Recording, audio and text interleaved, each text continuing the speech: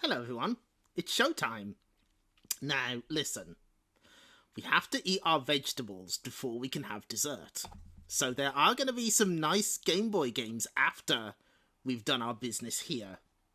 With the New Zealand Story, Untold Adventure. Now, the music's going to go in and out because it mutes it when I click out of something, and I've got a lot of shit to share, so please bear with.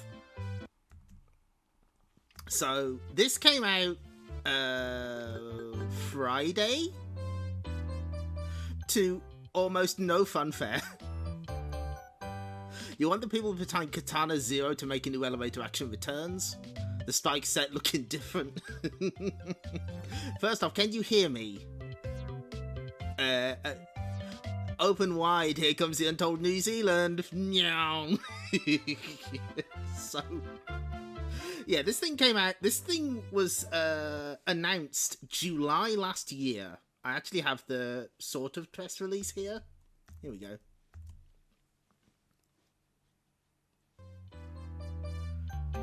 Announced by Commodore Incorporated Industries, I think. Game audio might be slightly loud. Okay, I can crank that shit down. Don't you worry. There we go. I don't mind cranking that down. So, yeah, this is the company. This is the Italian company that claims that it's Commodore Industries, the Italian one. Also, thank you, Muware and O5 Pro for resubscribing at the beginning of the stream. So, the best summary I've found of the whole thing is here. So basically, Commodore Industries is an Italian company founded in 2017, and they were seeking to revoke or challenge the Commodore word mark held by the Dutch entity Commodore International. That's the one owned by a YouTube guy now. And they made a very annoyed kind of post about it on their website. You might notice their website still says Commodore. Hi, Water, this is not heaven. We've gone to hell for our sins. So, let me just sort of summarize it extremely quickly. Commodore International's claim is that they trace their rights back to the original 1958 Commodore brand via continuity of stewardship post 1994 bankruptcy. Yeah, that's the other Commodore. Legitimate company, really. And so that this should have been blocked and conflicted with grants to an unaffiliated 2017 entry. Commodore Industries argues that their marks were granted by official bodies and they've shown continuous genuine use since 2017, like merchandise, magazines, etc, etc. And a game like Millennium Runners released in February 2026, bolstering their position. So, yeah, when they were advertising and announcing this game, they were calling themselves Commodore. And they said it was going to be developed by Over the Game, who also made Millennium Runners for them. The final product does not have the Commodore or Over the Game names anywhere in it. But as you can see, hold on, let me get this up. Where is it? Is it this one? Nope, that's gone Valkyrie. There we go. So yeah, you can see Commodore Industries. Remade with care by Commodore Industries and Over the Game. And then below it says, developed and published by BitoBit.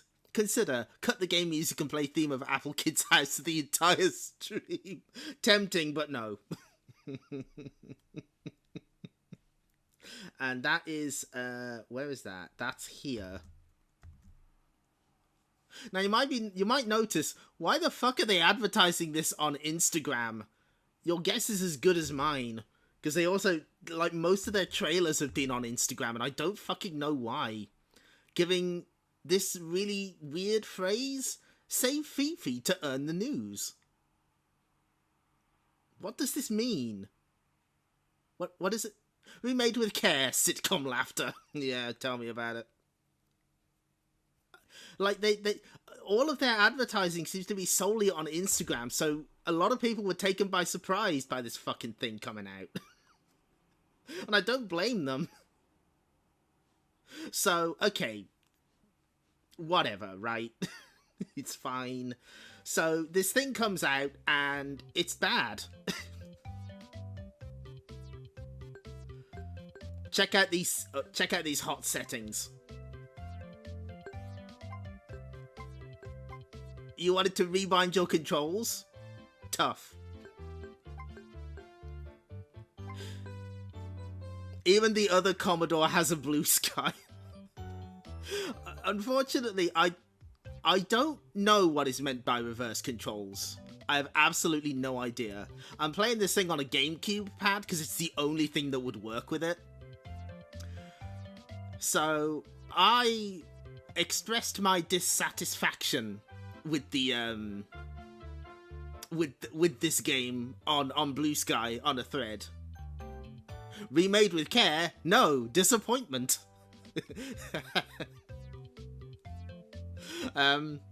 Yeah, I slapped together a very quick Blue Sky thread about it. As seen on Time Extension. The thing that weirds me out about it is it's not like that's my posts were like adding to like a something that they'd written. No, my posts were just the entire story. I'm very baffled by it. I don't get it. Famous name in video game website article, Ant Tepid Snake. Yeah, okay. Remade with care? No. Dislike of Time Extension only grows. I'll hold my tongue, but at least they spelled my name right. Copy paste link, jobs are good and speaking of copy and pasting. So we had to get that out of the way, and now we have to play the game. I think if I press this button, we get to see the intro.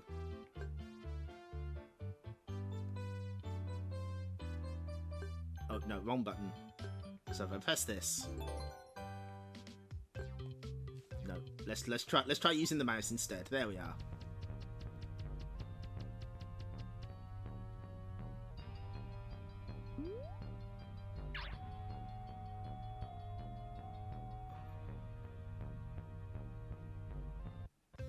If only I could get paid by making articles based on GSK comments.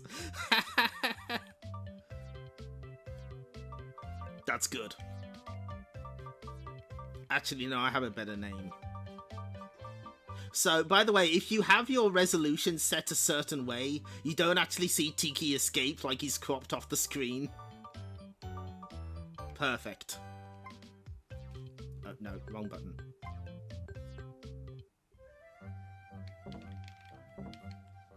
Anyway, let's actually quit out of this, because I just wanted to show the intro. We don't need to see the rest.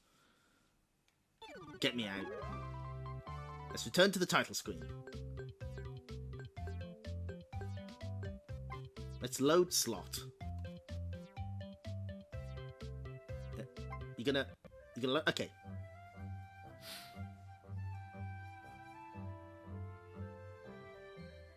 Yes. Yeah, definitely that is my feeling on Time Extension. This direct input and odd resolution cut. Oh yeah, this game's so fucking weird. So, first off, Tiki's very fast.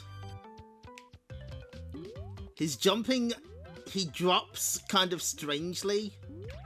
In particular, short jumps, he drops a lot quicker.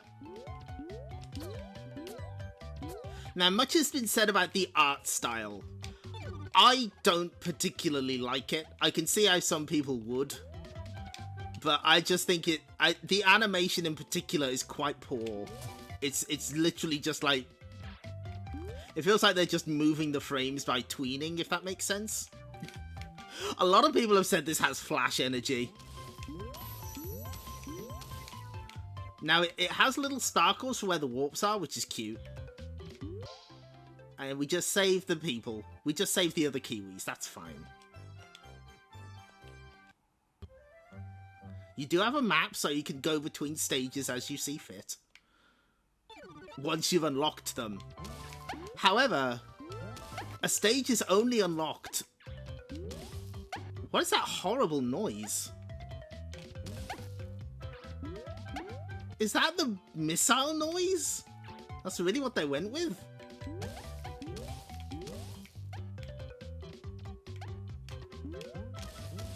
Anyway, here's that other warp. Sometimes you can die taking a warp somehow. I'm not sure how they manage that.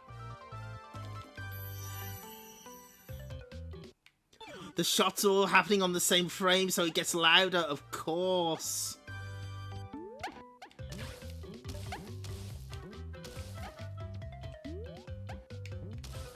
Also, the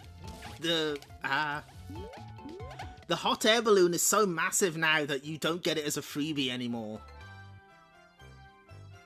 Play more games at girlgames.com.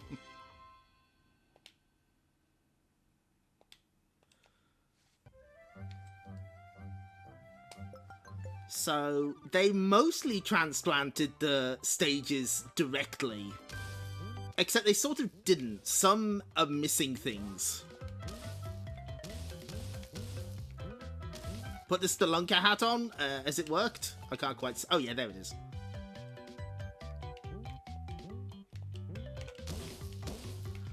So the main problem is that this has no soul. I mean, Tiki does have a witch hat. That's cute. There isn't a New Zealand Story navigator, but there is a Taito one we've added recently. See if you can find it. There we go. There she is.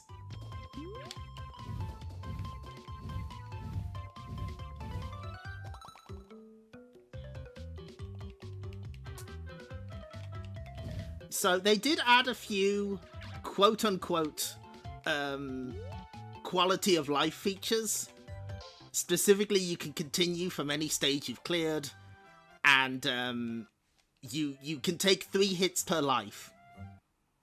What they don't tell you is that they removed all the checkpoints. Let me demonstrate.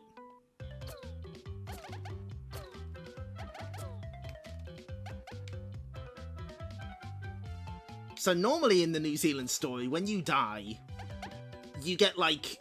You usually continue extremely close to where you left off. Let's just check. Is UFO code there? Good.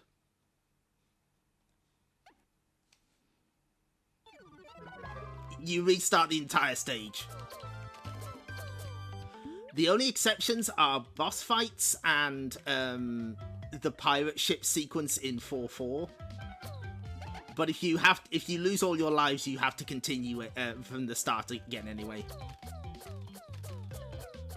Yes, the 3 hits were in the DS version, but that also had like proper checkpoints, as I recall. It didn't have this. I've actually got a lot of respect for the DS version now.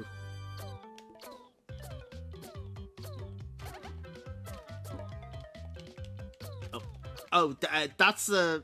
collision detection is also often very strange. You know, this does remind me a lot of Night Slasher's remake. However, this makes me less sad than that, because at least there's a good version of the New Zealand Story out there. Flapping has also been massively nerfed. I'm pretty sure you used to be able to jump up there. Oops.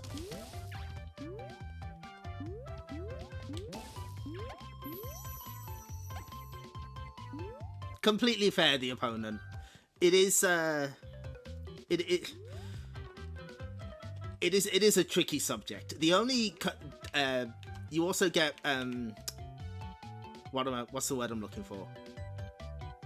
Checkpoints before the bosses. Frost Whale, that's not his name. He doesn't really have a name. Remember the really clever way you used to fight this guy? You'd have to wait for him to swallow you. I'm pretty sure he still swallows you, but instead you just have to fight him normally before then.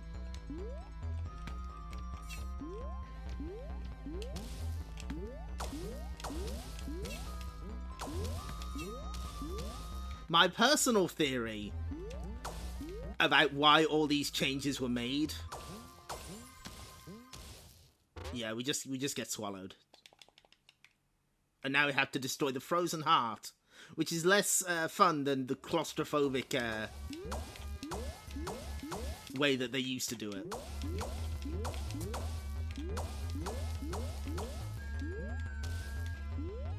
Oh, now every boss also has an escape sequence, and if you fail this, you have to redo the entire boss fight.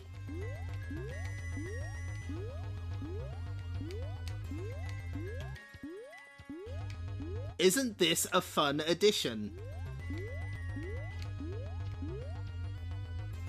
See, if we wait, it'll... Yeah, there's the water.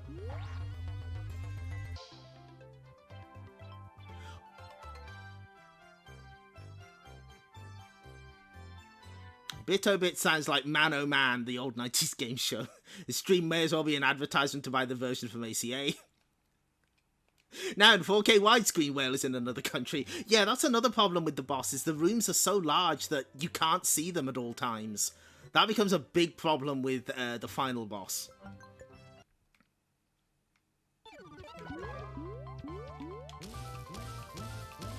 I really want to get rid of this bomb weapon. I hate it.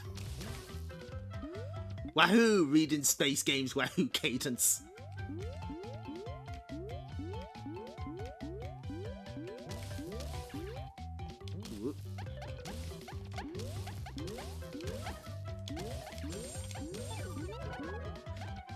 Now, here's a fun challenge. Can you see the bullets above us? They're quite difficult to see at times. Whoop. Yeah, it's still better than the Master System version. Do the item cycles still work as they should? Yes. The only thing I haven't seen is any of those randomized items. Wait, hold on. Oh, there we go. Like the mirror and the invincibility, I haven't seen those yet. That might just be a case of not playing the game enough.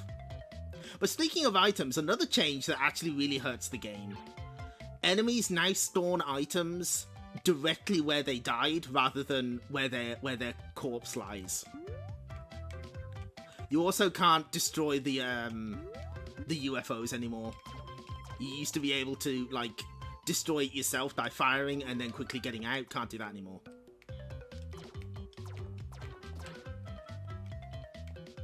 I need to free this duck. Or penguin. Give me that. It's mine now. So yeah, because enemies spawn items where they die rather than where their corpse lands, that means that it's incredibly easy to pick up weapons you don't want.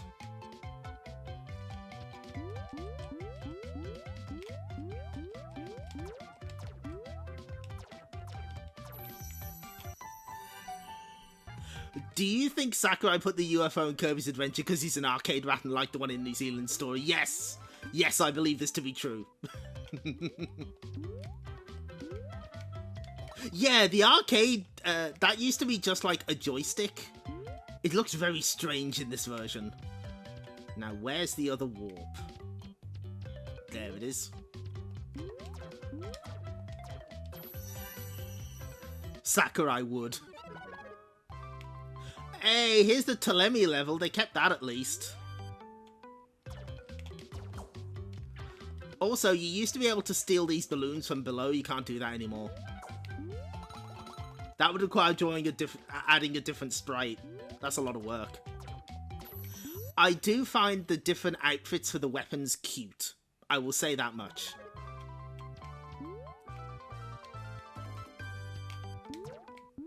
Well, while we're here, you see these blocks here? They used to be platforms. Not anymore.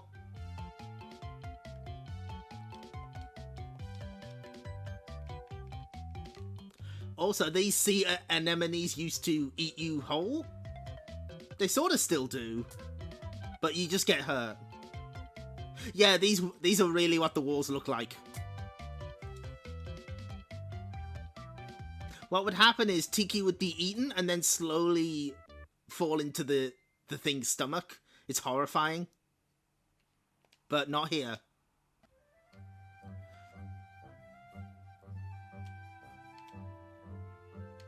Where did we get to? We've done that one. Hold on. Bear with. Yeah, the hurt animation happens so late afterwards. It's really bad. Okay, yeah, this puts us back where we were. Yeah, the music is quite nice. I do like the music. Oh, the items... that's right. The items reset, so I'm back on the bomb.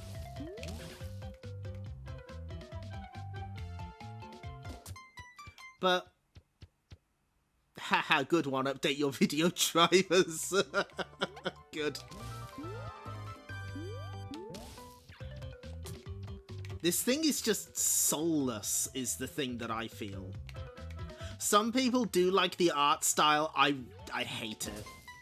The animation is just nothing. And it's like... The original game looks good. Why would you need to update it?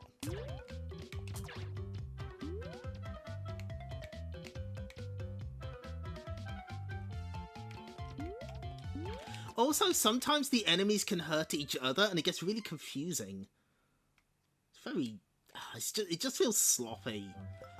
The way I see that it happened, they basically... they got maps from somewhere, but then they were like, oh, well, you know, we don't need to actually play the arcade game. We can just use the maps and fuck it. So they made a lot of changes to collision detection that fuck you over. There's an extremely funny example coming up in 4.4, but we got a way to go until then. And notice I hit the roof. Also, can you tell that those are spikes there? They blend in with the background a little, don't they? They're not exactly, this is a spike, it will hurt you.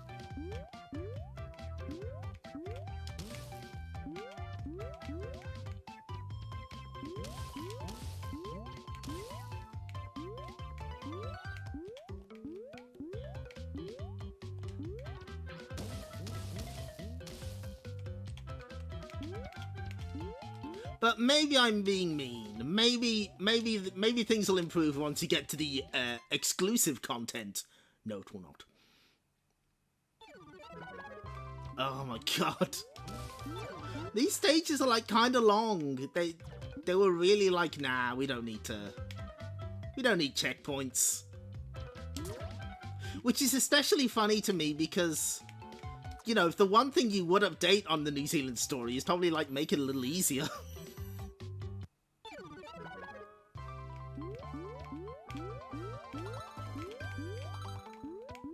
Oh no, yeah, I've seen someone compare this to Alex Kidd DX as well. Also, sometimes your score I think your score resets between areas, which is a little weird. Like, your high scores are given for, what is it? High scores are given for, like, per stage rather than per credit?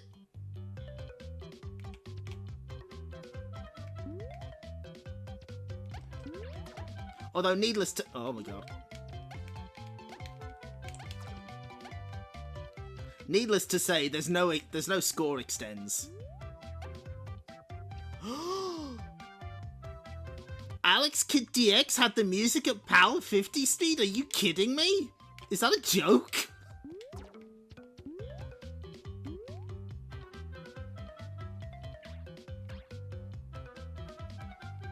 Oh my god. That's incredible. Good shit. That sounds like the kind of thing you would get wrong on purpose for comedy. It kind of does. Okay, let's move on.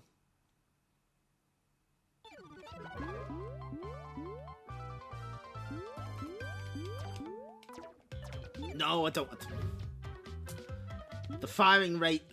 the other thing that's kind of strange is that because it's presented in widescreen, you see much less of the stage vertically, which is actually kind of a problem in this game. You kind of need to be able to see things above you, considering you're flying around so often. Hopefully I can get a different weapon. Give me my bow and arrow back. The staff is really slow in this version.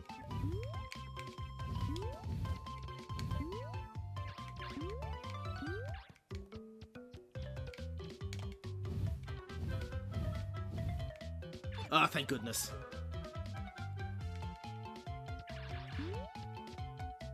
Also, the clone enemies get a bit weird. Like, their behavior is very strange. They don't quite get that right. But I hope that I'm sort of getting my point across. This is not a case of they changed it so it's bad. It's they made things different and, like, made them worse and didn't, like, account for the game itself. It's just very sad. Anyway, I haven't fought this boss yet, so let's see what they changed. Rock Octopus.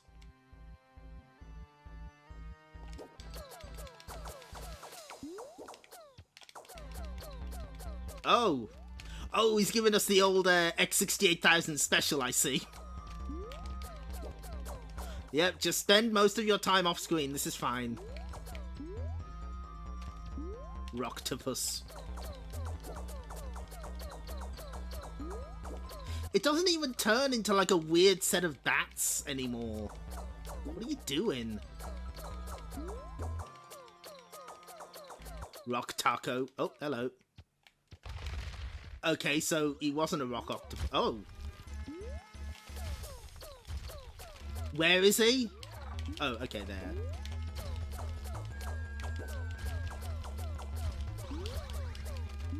So he just teleports. Understood.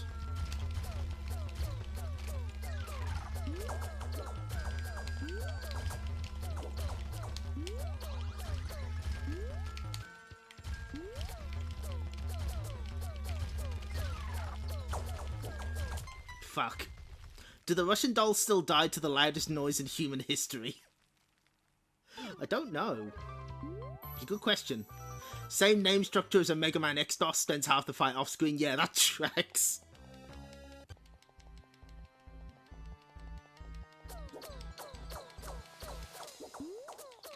My other guess with this one is they probably weren't given much time, because this was announced in, like, July 2025, and it's come out, like, a few days ago.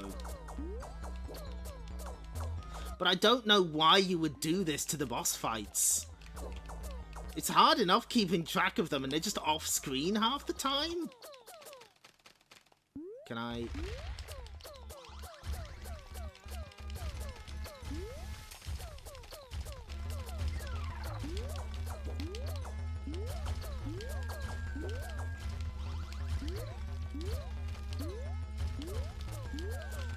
Oh, they may have patched that out. Okay, that sounds fair. They did not show much of the game. They mostly advertised it on Instagram. I have no idea why.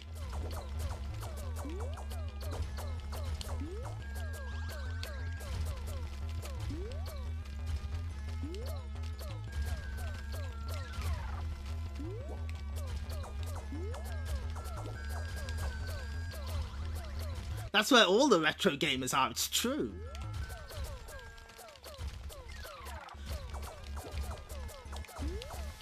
Yeah, this fight didn't have the bats originally. What would happen is it would spit out ink blots that would turn into bats in a kind of weird, unsettling way. And now we have to escape, because of course we do.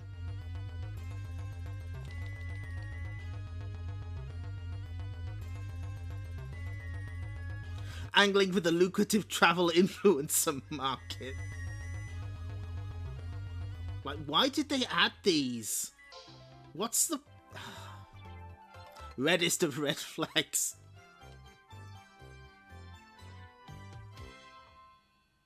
No. None of these bosses had an exit sequence. Absolutely none of them.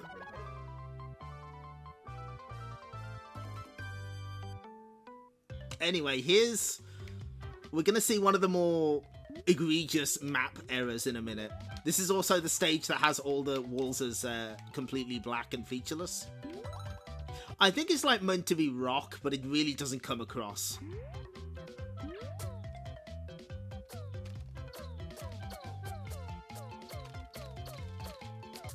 There's meant to be a hole in the wall there. Aha! Ha! Okay.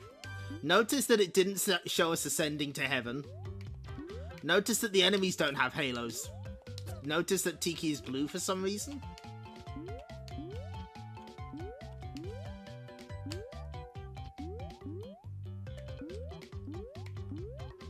Tiki is a spooky ghost. Also notice it doesn't have the heaven theme anymore.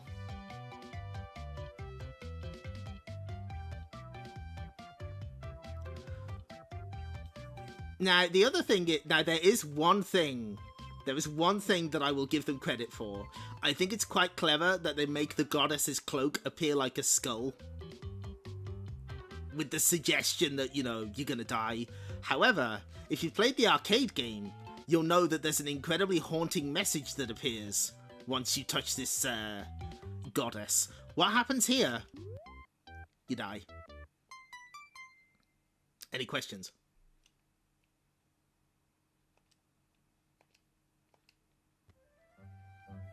Anyone? Does anyone have any questions about that?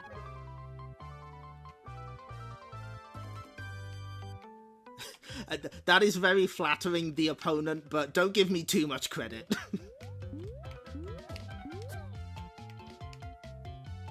The haunting message was, after meeting the goddess in heaven, Tiki went to sleep in the warm sunshine. But the heavens had an exit to the underworld. And then it shows Tiki, Fifi, Tiki's girlfriend, still locked up, saying, Tiki. The implication being that his friends are still down on the earth, captured by Azarashi, the walrus. Or a leopard sea lion.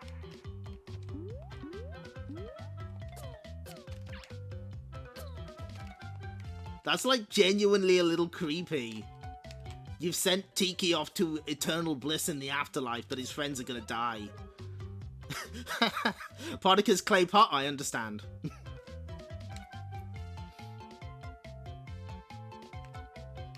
Also, parking is really difficult. Oh, thank you. Especially on, like, small platforms, sometimes the game just doesn't want to let you park.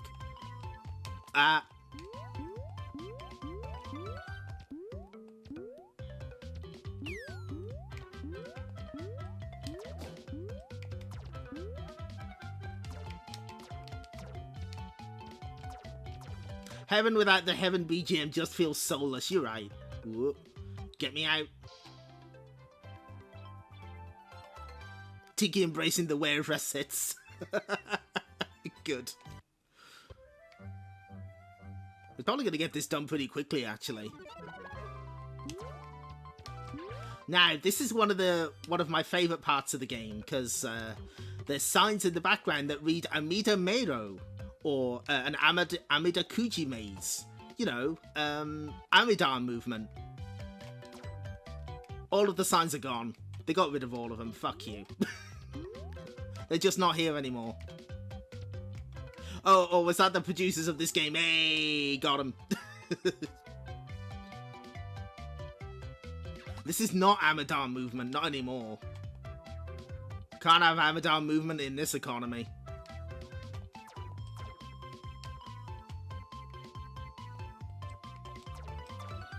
Sometimes going flush against the wall doesn't work. Sometimes it does. I think it's like if you approach it from any sort of distance, it doesn't work properly. Which is,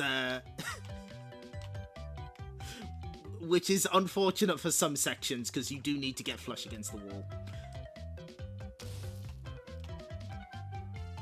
Damn the stream with Arisu's Fury, you're right to do it. Hi, Incident. Fuck you, un-Amidar's your movement. This is Amidar we make it all the time. That omission is especially bad. Like, all of the signs with the with Azarashi, the final boss, are also gone. And the stop signs in the mazes to tell you which direction to go in.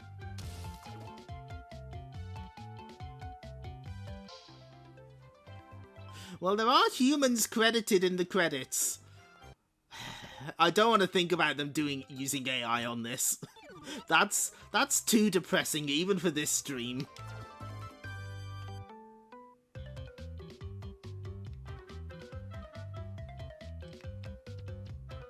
You might think I'll remove Arisu. No, she stays. I need her for moral support. Ooh, could I get a... E-X-T-E-N-D? No. I'm missing a T. I could get that E, though.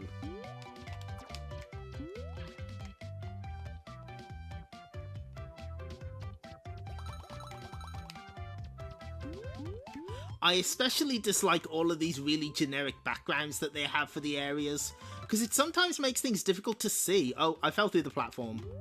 That's on me. That's my fault. But, hello? We're gonna... We'll have to find another way up then.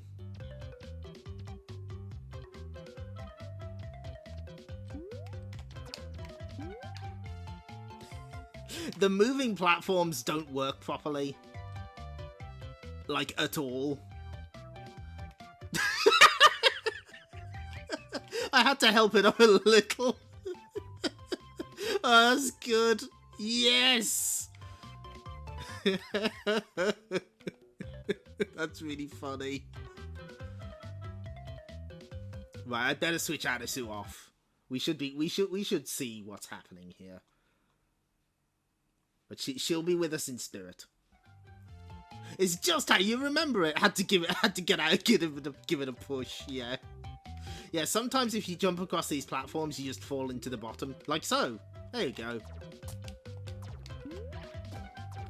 Yeah, those platforms, they don't work so good. They also spawn the wrong enemies here. They spawn the, what I call the Screamer and the Colonel. They're supposed to spawn bats there. Because otherwise you'll probably die when you come up here. Like that. This is... I'm retroing out! Careful, Tremmy. Be careful.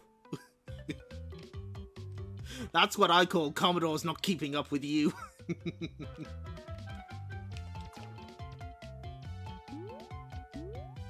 Yeah, I would say... What was that?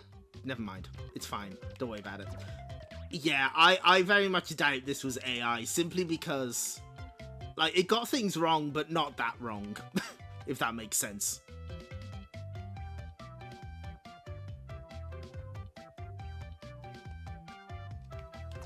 But yeah, they're supposed to spawn bats up there. And what you're meant to do is you're meant to grab the balloons from the cool bobs there. To, so that you don't get hit by their spikes.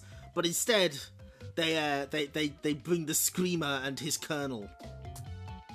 All my own names, by the way.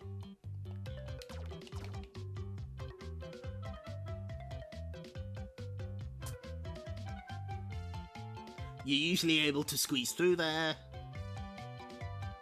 Also, the oxygen and the speed you move through water is all wrong.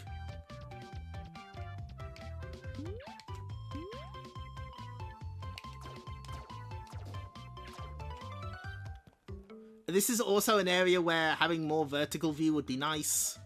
Because you have to get flush against the wall. They did this game hella dirty, yeah. This might be one we skip. Because I hate this. This stage in this remake in particular is quite bad. It's hard to see the spikes.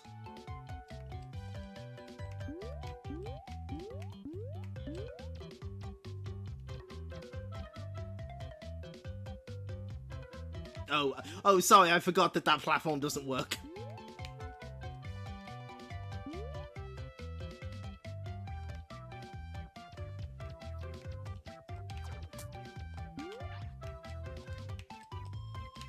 No, we have to go this way.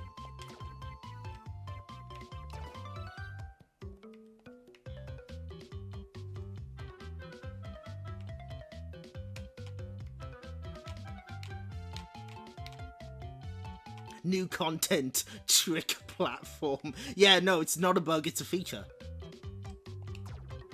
Okay, get rid of the screamer there.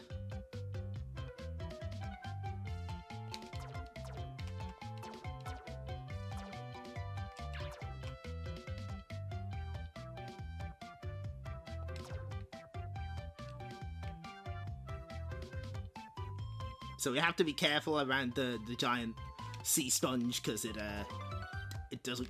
Unless we can freeze it. Hang on. Wait. Oh, there we go.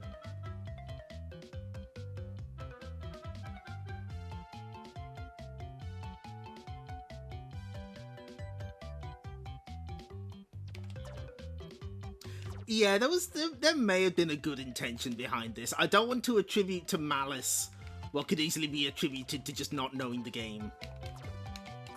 Anyway, let's try that again.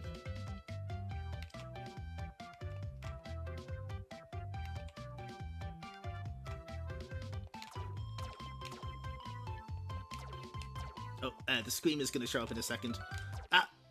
Okay, we take those. I also like the new designs for the friends. Unfortunately, yeah, like I was trying to think of proper good remakes of retro games, and all I think of are the depressing ones, like Night Slashers. Ninja Warriors again, Pocky and Rocky reshrined, because they're worked on by people who worked on the originals.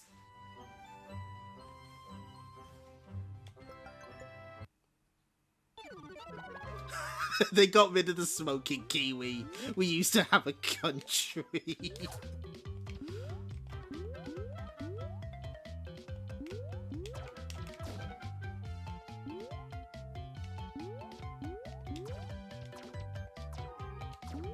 I don't really know enough about those the Spyro games or Crash Bandicoot to offer an insight there, but I do know that there's a lot of bad remakes of arcade games.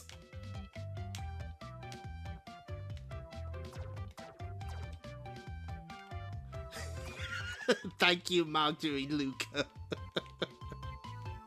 Oh, cursed.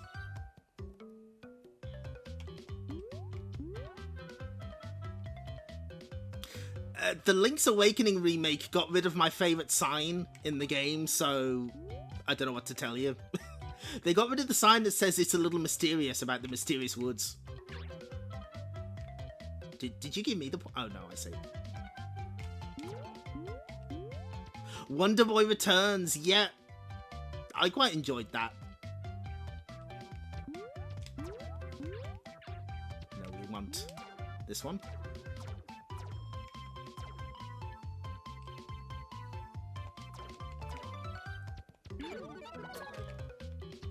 We don't need the laser for this boss fight. So, there was like a stray thought that I forgot to finish. So, the way the map system works is it only counts a level as cleared in terms of getting to the end of the video game if you rescue the Kiwi at the end. So if you do like a chain of warps, for instance, and you die, you lose all your lives before you get to rescue a Kiwi, it'll restart you at the last stage you rescued a Kiwi on, so that could be World 1-1.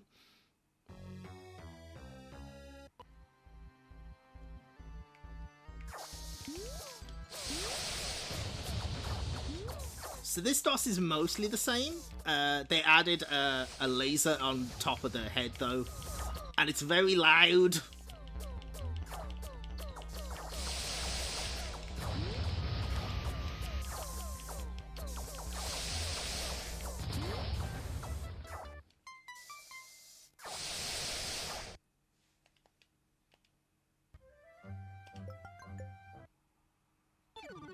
Oh, they have farmed the third one out. What else has Sanzaru done? That's... Oh, they were shut down quite recently, weren't they? Is that the... Are they the people that did the Sly Cooper stuff? Like they did like some of the later ones. Yeah, that's right. Closed by Meta. Oh god. Oh, that's rough. Anyway, I really would like to clear this stage because This was actually the first boss that I fought when I played this remake, and I was like, I was struck by the escape sequence for the first time. And then I found out that they added that to all the bosses, which is great. Even the new one.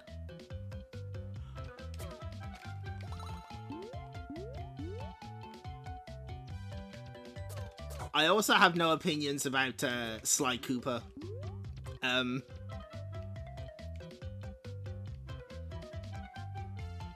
I played my PS2 playing history is stuff like Dino Stalker, Stretched Panic, R-Type Final.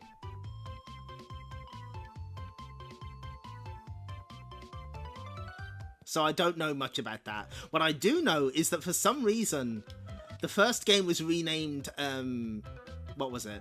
Sly Raccoon. People love those escape sequences in Metroid. Cotton Reboot. Oh, that's a good one. That's a good pick.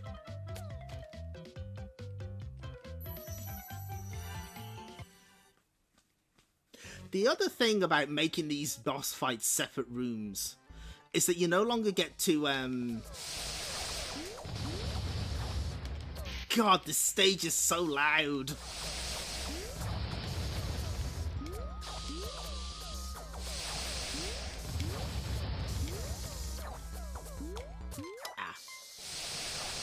You no longer get to use vehicles in the boss fights, except for one, and they give it to you.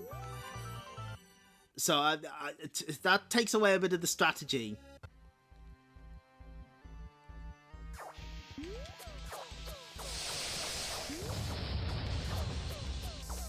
No, I get you, Clip the Jester. This is... It's a little shocking when you think about it like that.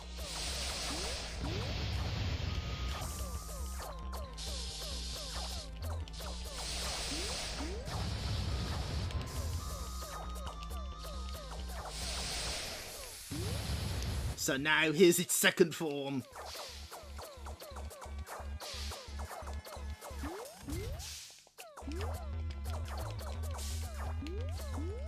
It tries to grab you with its hands. Fortunately, you can touch it and not die. Only when it gets its hands out can it hurt you.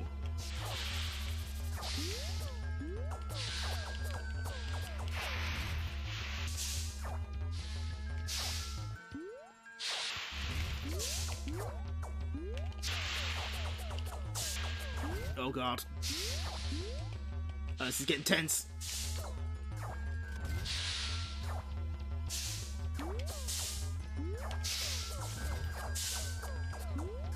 No, don't hurt me. Fuck. I asked nicely.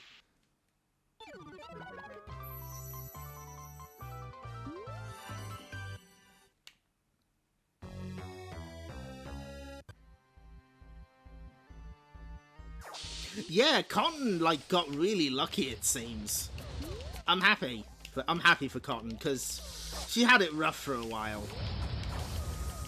Last game was a PS2 pachinko game. That's never good. But I mean, I suppose the problem is that, like, remakes are always in, like, a tough position. Like, how do you do it? If you change too much, you'll annoy the people who played the game. Oh yeah, that's true. Rainbow killed it well before that.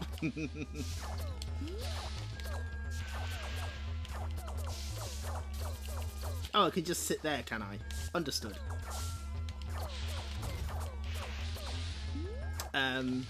So, like, if you change too much, you'll alienate the original fans. If you don't change enough, they're like, well, what's the point? You know? And I think there's a good argument for saying there's no need for this remake to exist. Like, who's it for? Is it for just people who vaguely remember the New Zealand story and haven't played it in 30 years? Probably. No, don't kill me, don't kill me, don't kill me. Okay, we're done. Oh, and now we have to quickly get into this UFO and fly up, otherwise we die immediately. and avoid the things that are falling from above.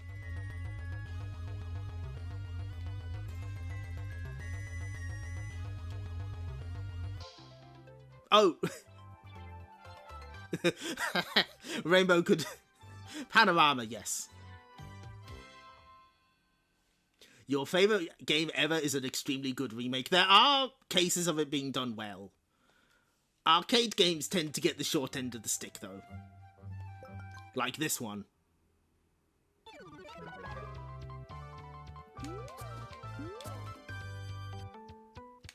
Now, we could do the water stages, I guess. We may as well. Panorama was the Space Harrier one, yeah. Yeah, I've heard a lot of good things about Metal Gear Solid Delta. In particular, I think it's like one of the first re-releases that lets you have dual audio. Is that right?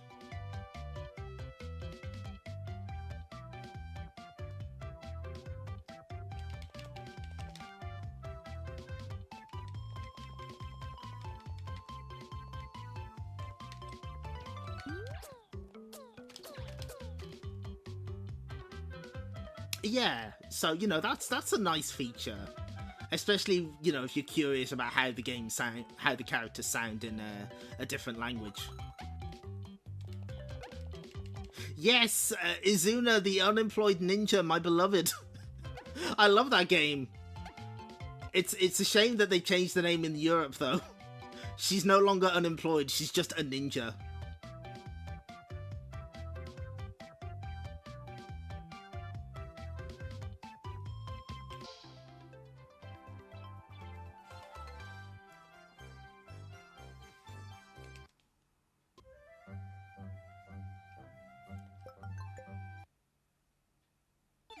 So we are closing in on the new content, so I hope you're excited.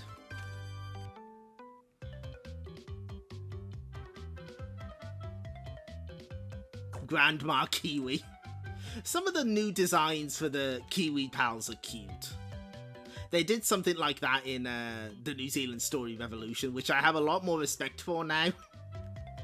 Because, I mean, I don't like it, but at least it was trying something new.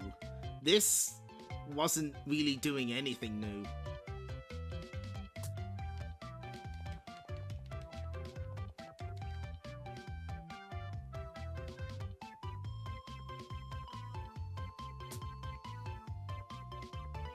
New content, wahoo!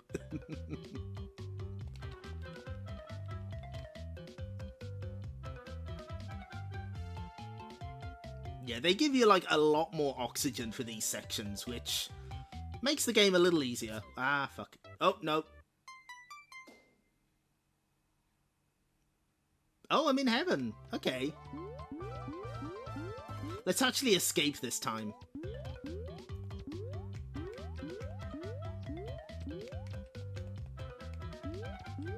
I'm pretty sure the secret's here. No? Oh, no, this is the one where you walk through the platform. Yeah, that's right.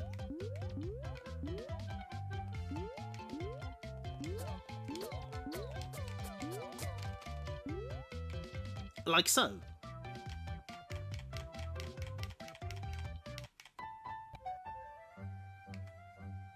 I guess we just... Yeah, we may as well keep going. We'll pretend that that was what was supposed to happen. Ooh.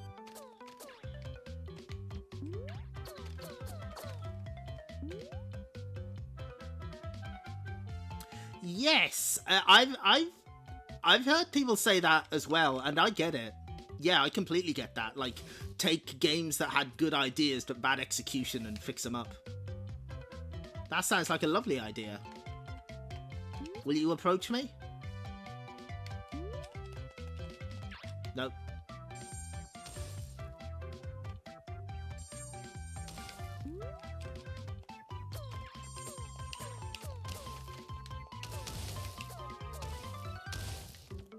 This is a game solely content with being a significantly worse version of a game released almost 40 years ago. I'd play an Atlantis No Nazo remake, are you kidding me? Fuck yeah!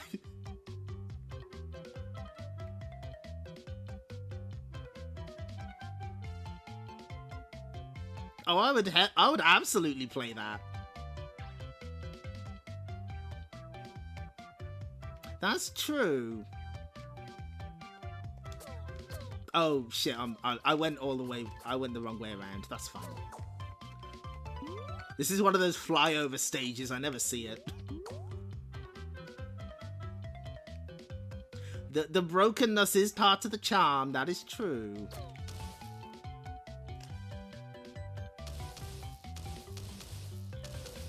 Wait, what the? Oh, it's the small bullets from the sheep. You know what? We'll just move past that one. That's fine. Now, when I was playing earlier, I think I had a different resolution, and you'll land on that spike at the start here. That's really cool. Great feature. However, this might be one of the most fucked up stages in this remake. Almost entirely because of the spike detection. So check this shit out. So we're gonna... no, let me off the... Let me out. Let me out. It won't let me off. Thank you.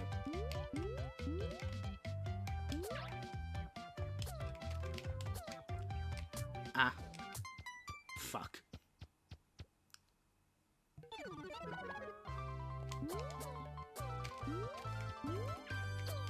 Maybe we can go this way? Those are supposed to give you 5 hits, those balloons, and they never seem to. It's kind of very odd. Okay, let me off. There we go. Ah.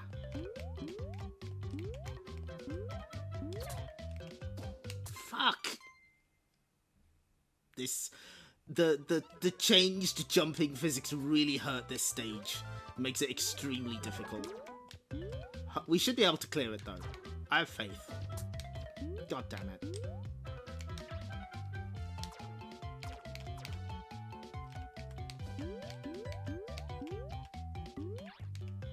Okay. Okay, now we're cooking. Now we've got it. Let's go over here. Now this is the route I This is the route I generally take when it comes to this. There's also meant to be a vehicle grabbing enemy that doesn't appear here. That's fine. No, no, no, no, no.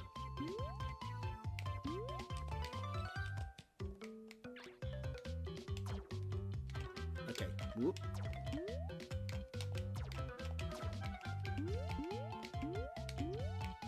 So what you can do here is you go under those spikes and you can sort of turn in the air to get into that little gap there.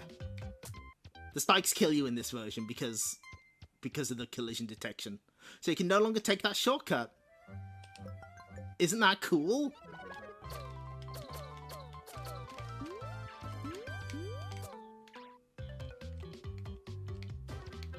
I think I see what's happening with the balloons. I think they take damage every frame rather than have any invincibility period, so they just almost immediately evaporate. I see. Yeah, they patched it. They fixed it.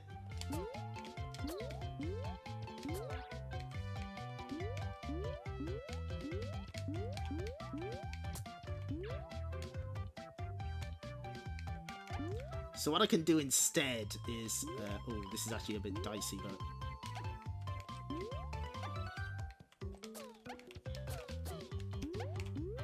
I should be able to squeeze through here. There we go. Also, fun glitch, if you take that warp and beat the stage, it doesn't give you credit for beating the stage, so you have to do it again.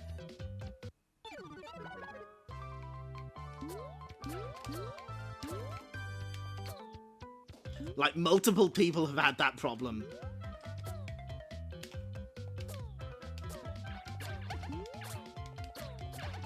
Of course, the classic shortcut here no longer works, so we do have to do it.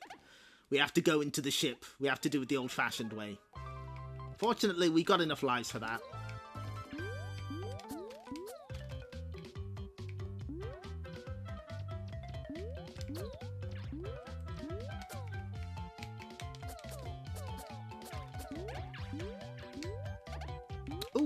That's very helpful, actually.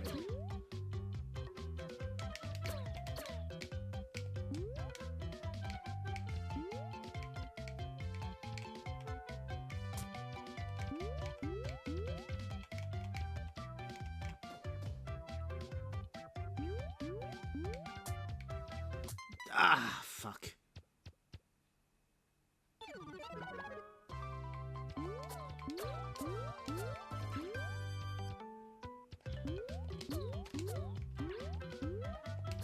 I mean, there's another thing that I was thinking about recently. There's that Night Dive Studios, who a lot of people like their work, but I have noted that some people aren't happy that they do change a lot of the games. Like Hexen and what was it? Hexen and Heretic. Like they altered the stage order or something. Like they added stages in from later, or I'm not entirely sure how that works. And so some people are like, well, I disagree with this direction for this particular game. One must imagine Tiki repeatedly trying to fly into the barrel.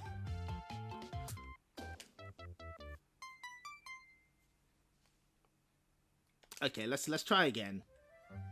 No, I can do it this time though.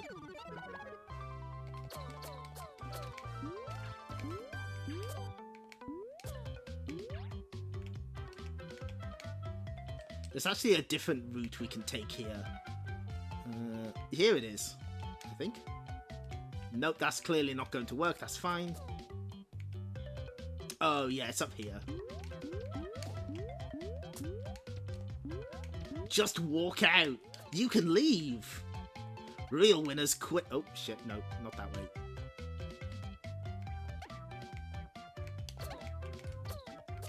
Tiki says, if it sucks, hit the bricks.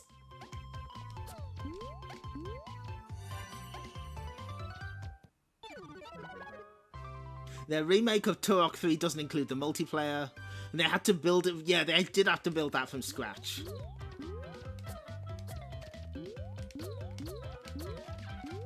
But I'm not particularly tuned into the first-person shooter scene, so I wouldn't know about that.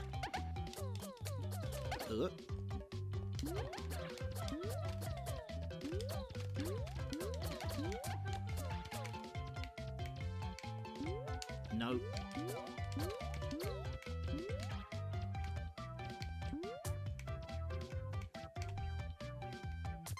You would think the pirate ship would be easier now that you can take multiple hits. Nope.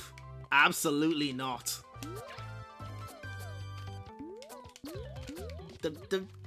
These controls are not made for precision, is what I wish to impart upon you.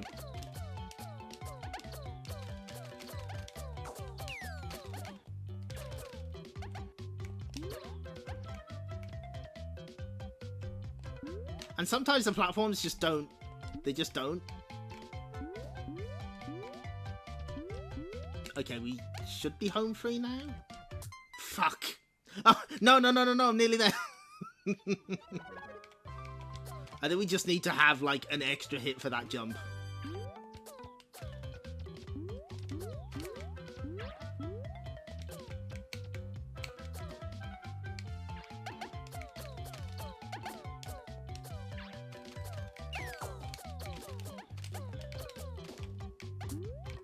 No. What? Fuck. Okay, no, I'm not doing it. I did eventually, like, that's like the hardest part of the game for this particular remake. Let's skip ahead to the new content. Are you excited for new content? They added a bunch of extra New Zealand areas. Some of the enemies have different sprites. And it's set underground. But there is a new weapon. Let's see if we can get it. Aha, here it is. It's not a projectile, it's a close-range drill. And you can drill through platforms with it. That's it. That's it.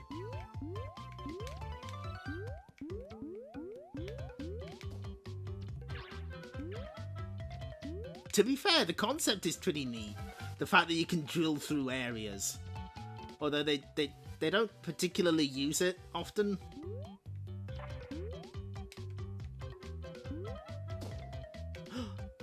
Oh, that was Mr. Porcupine, but he died.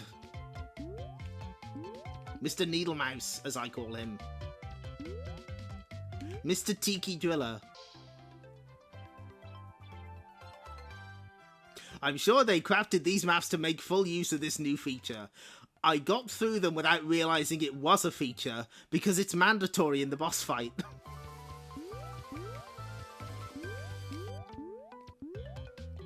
So that tells you something.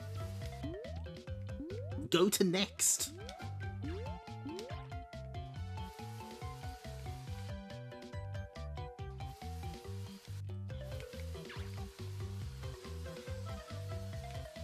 Can we drill? Can we even drill? No, we can't. It has to be a single tile or less.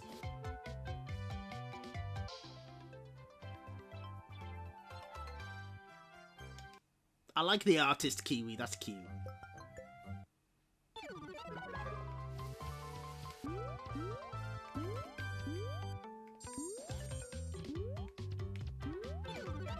Also, every single weapon drop is replaced with the drill, by the way. So, like, you can't get the laser even if you want it. However, there is a new enemy hiding in this area. Perhaps we will see him. Maybe.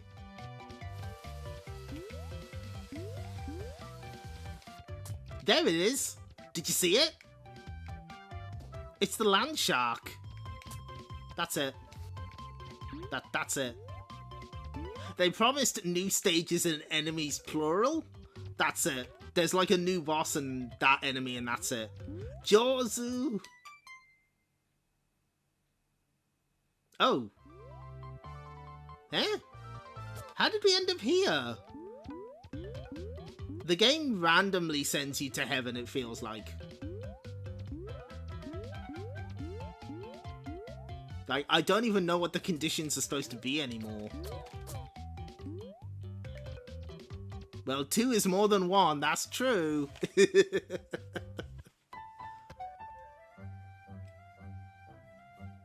Well, we saw most of that. Load? Okay. That's like the one bit of level design where they sort of account for the new mechanics, because you have to flap to land on this platform. Or you could just land on the platform to the side. Nothing matters in New Zealand anymore.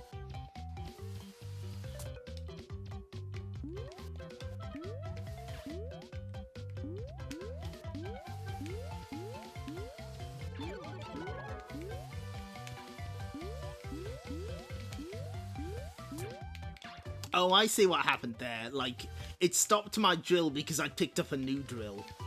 No, it can't drill through that.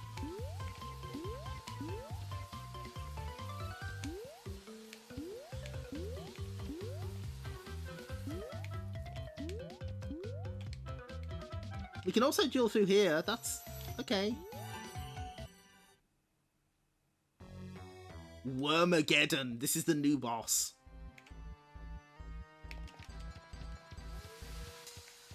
Oh wait, this is really bad. I don't want this weapon. Wait, how are you supposed to beat this boss with this weapon? I don't think you can. Oh. Wait, what? Wait, what? Huh?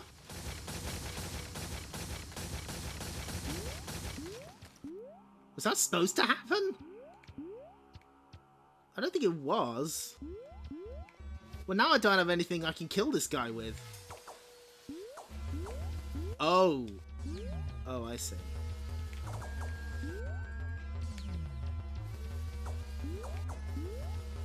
So if I rapid fire this, does it?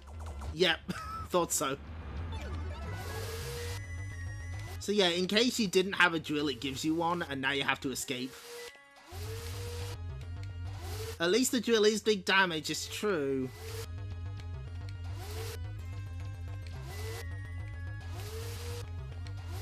I didn't think it would do that much damage. Jesus.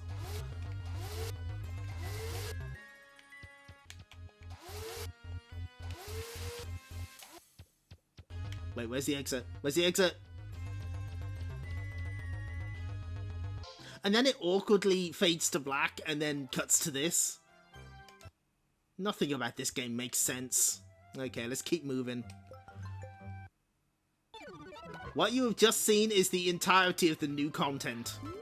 Aside from, like, the final boss. Which has 2 extra forms. And another escape sequence.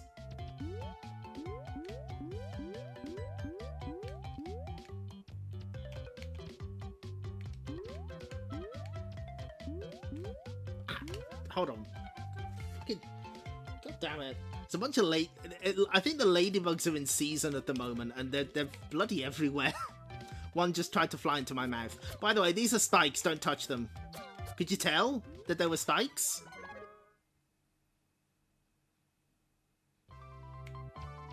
Oh, we're back in heaven again. Jesus. Why does it keep sending us here? I don't feel I've earned it. It sure was a tale that was told. But we're nearly at the end now. Oh. Oh, Turbo Tiki. Yes. Faster.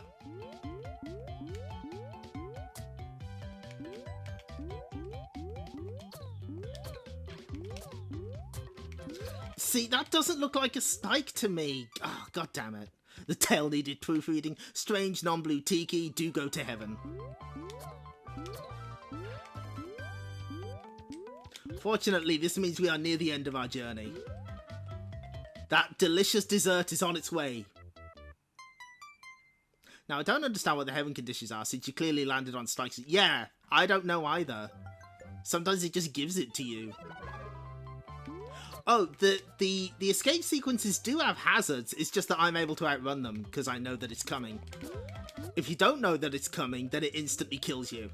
So, like, it was rushing water in some of the earlier ones. On that one, I think it's, like, just general explosions.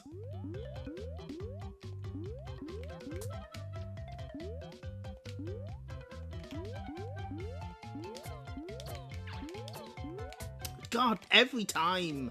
It just looks like a rock. Why wouldn't you make it more spike-like? Well, I know a way around that. I think we'll take a shortcut.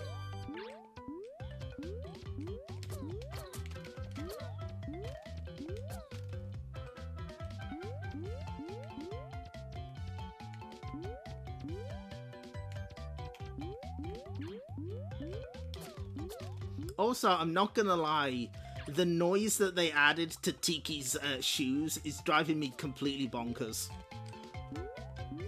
Oh, I went all the way around. That's fine.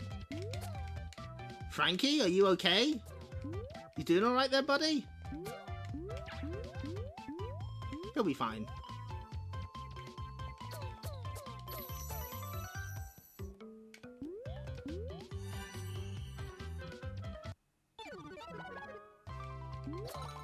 Yep, the old big warp zone is still present, but it keeps telling you you're in Auckland when you're not.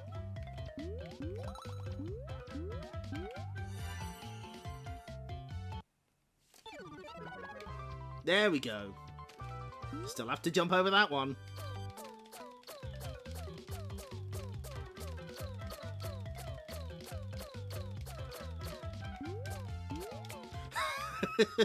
We need to find someone from Auckland to confirm if it's actually like this. We may never know.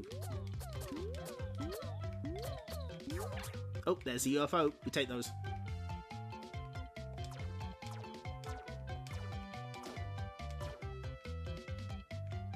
Can't park here, though.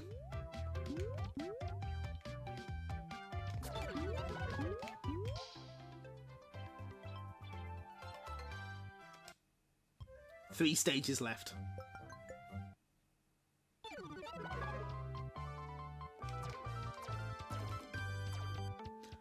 Oh, and Frankies can no longer jump through walls, but what they will do is they will try and hit you with the very edge of their hitbox And that does actually hurt.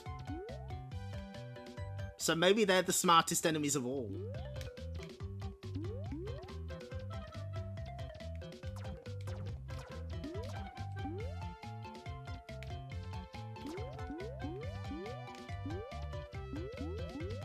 The thing is, my expectations were low for this thing, and it still didn't meet them. It's just not very good. I'm sorry.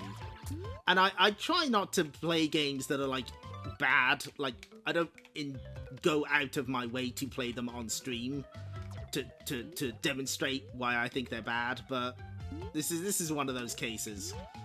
I'm the New Zealand Story gremlin. I had to do this. You understand.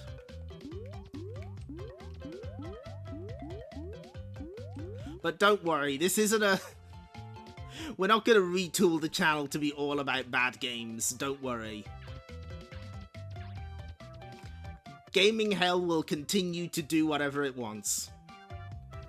This is just a strange anomaly.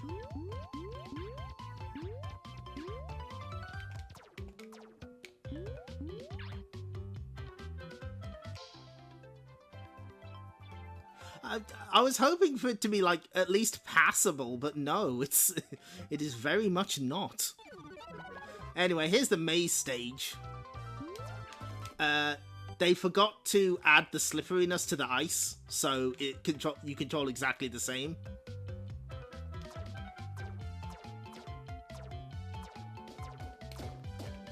And the dead ends no longer have the sign that says it's a dead end.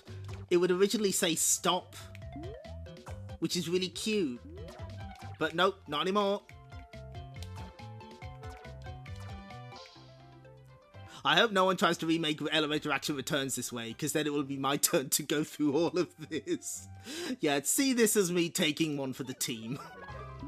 There was also a sign that said final stage begin here. That's gone as well. No ice makes this section a lot less tense, because you're not slipping and sliding everywhere.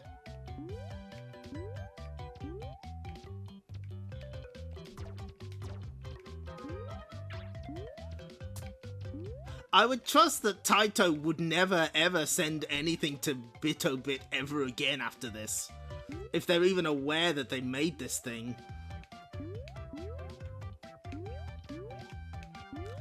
But again, this is a better situation than something like Psychic 5 Eternal or Night Slasher's remake, because at least you can play the original version of the New Zealand Story in some capacity. Those games, nope. Okay, where's the... Oh, no. Also, there's no... These blocks are meant to be, like, bouncy and send you sort of flying, and they don't do that anymore.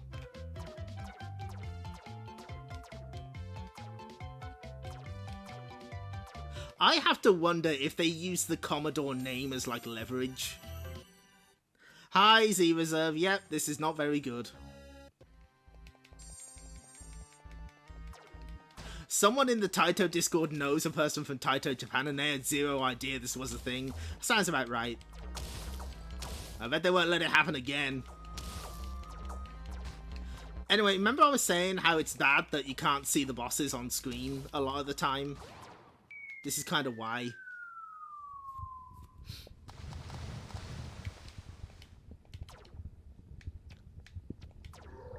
Oh, he's not dead.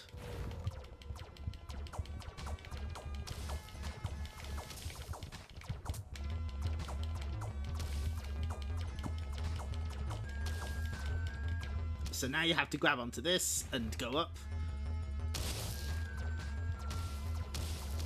No, you can't. When you die, you stand perfectly still, so... Nah, that old trick doesn't work anymore. Enraged, yep.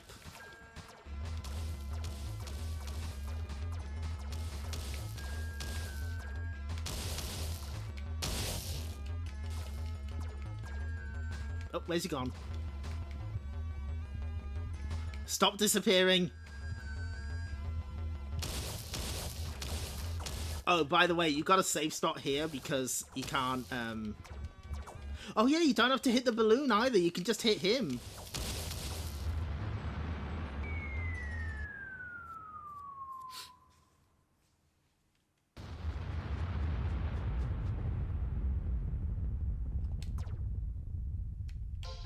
Oh, thank God we're done.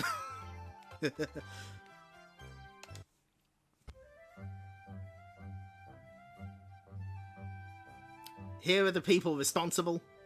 Yeah, they no longer have, and you would know well the story after this, because you would make the story after this by yourself. There's no moral. The Hall of Shame.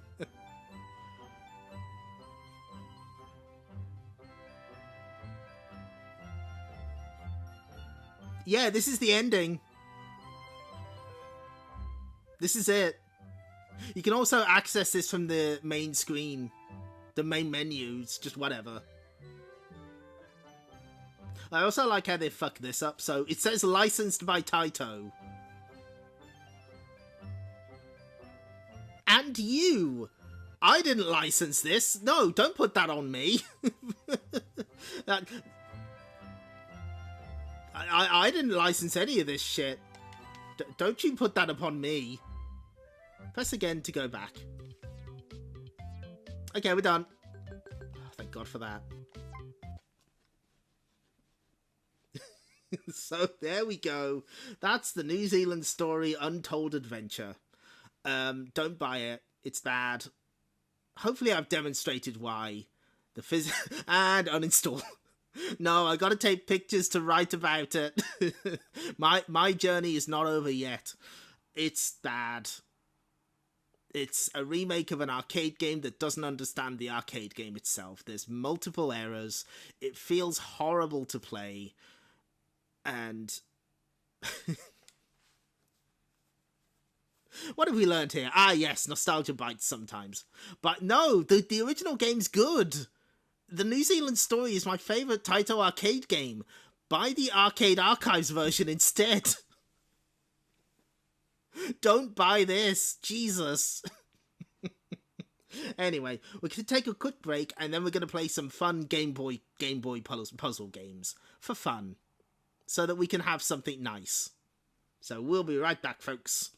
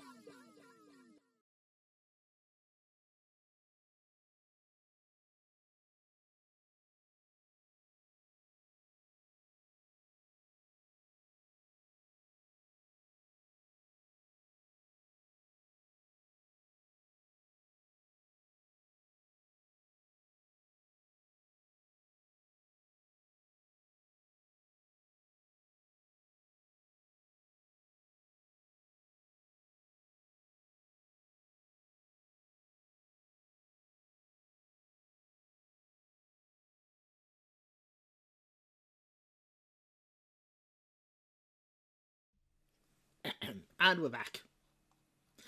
Feels like some games exist because a suit wants a product to release in a specific quarter, and the unenviable task falls to whoever will take it. Yep, that sounds about right. But don't worry. So we've had our vegetables. So now we can have some dessert.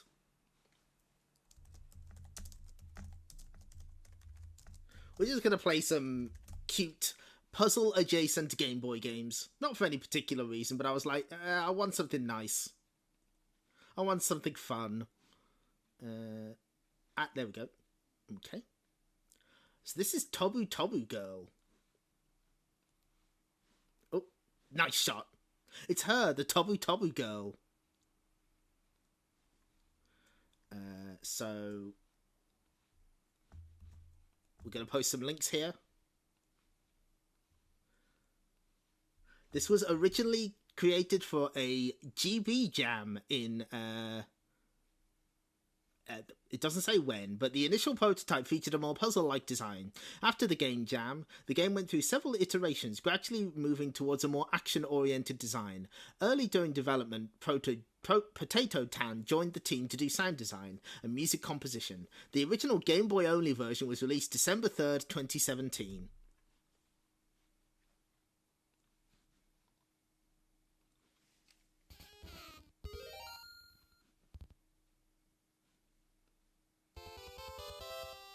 Sound? Is the sound coming through? Oh, hold on. Oh, that's not right. Hold on. Let me mute this one. Oh, this is all gone wrong.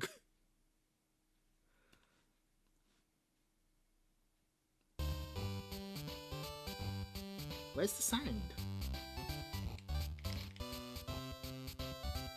Huh. Hold on a second. Wait a minute.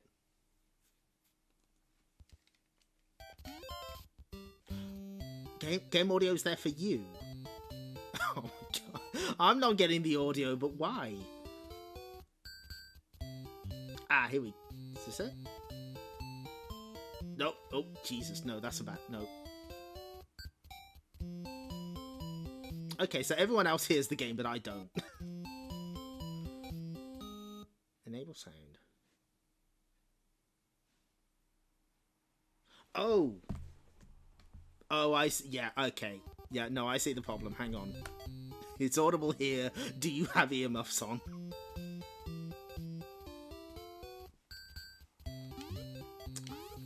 Damn it. Hang on. Oh, that's really weird. I'm not getting the sound. Well, okay. I know how to fix this. Hang on. Bear with.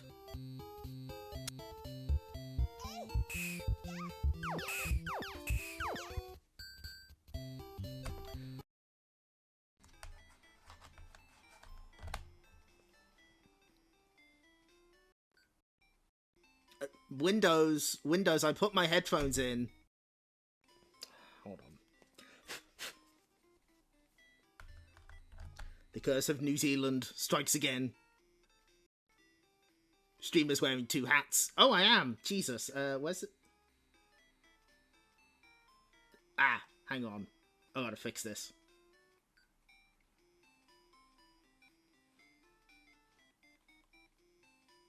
We'll put the... here we go.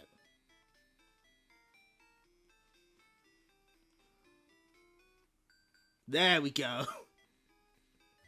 Yes, so that's the audio through the mic. So, give me a minute.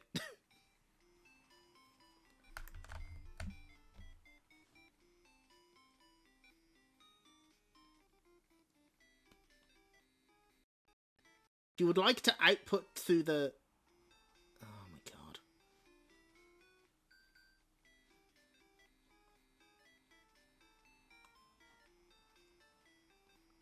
Bear with, folks. So what the is like? It's me headphones is the problem. Is it clean? Techno help. She can fix it. I believe in her. I believe in them. There we go. We'll just move them to the side.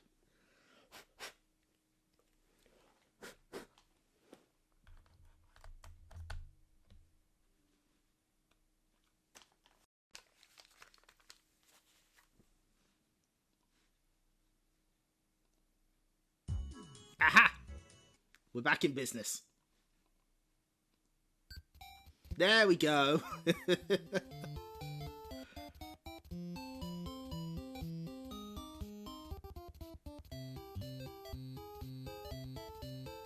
I tell you what, I'll move UFO Co a little to the left.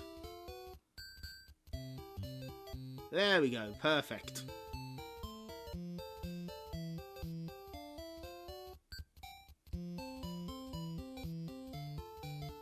That should do. Okay, now we can continue as planned. Okay, so stream and Tobu Tobu Girl. Let me know if I need to crank it. I can do that.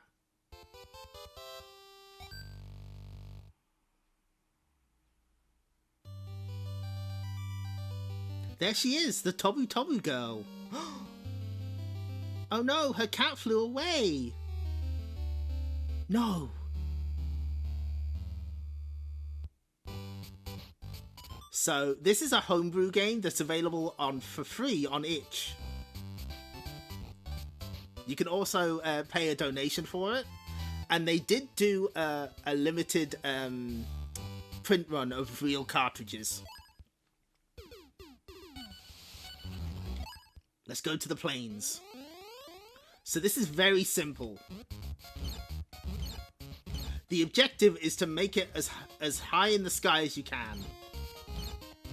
You have to pick up timers, and you have an air dash, which you can use to squash creatures.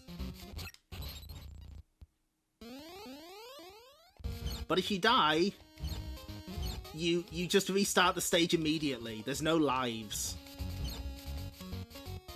And you also have a sort of jetpack as a last resort, but it takes a few seconds to get going. There's also spikes in the air. You want to watch out for those.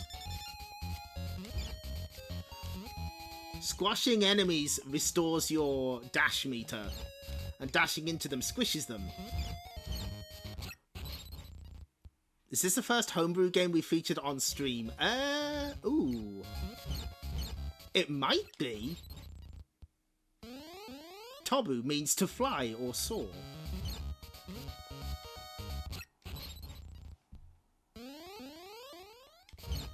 So yeah, this game is very Moorish. You just want to play it and then just go back in, even if you fail.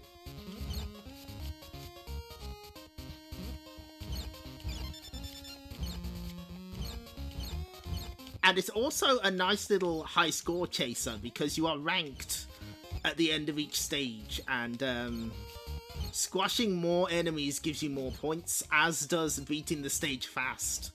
So there's like a balance. And it even shows you like what your furthest attempt got you. Whoop, there we go. A simple concept but an incredibly high skill ceiling. Exactly.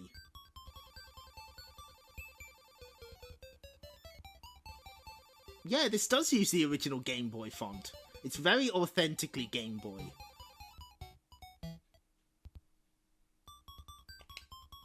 So that got us a B rank. But we also unlocked the next level. And the art is really cute. It's adorable.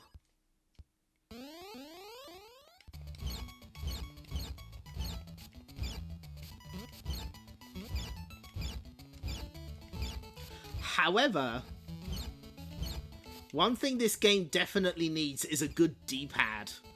And honestly, some Game Boy models are not up to that task. In particular, this plays like butt on a Game Boy Advance SP. That D-pad is not fit for purpose there. I would highly recommend playing this on a Game Boy Color, if possible.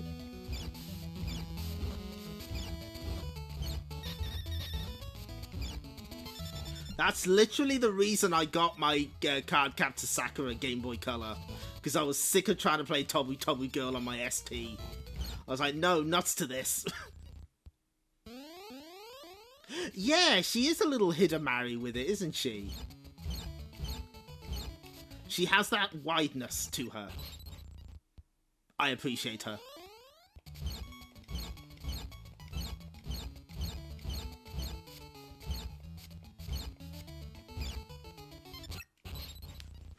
But yeah, extreme...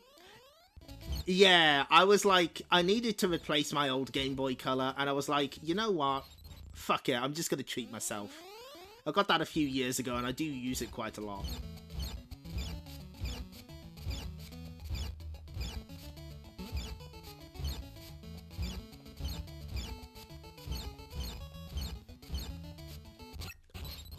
But yeah, the fact that it just immediately puts you back in is really, is a really nice touch. And, okay, I think a feature they added for the DX version, which we'll see in a minute, is, they show you your highest attempt on the little bar.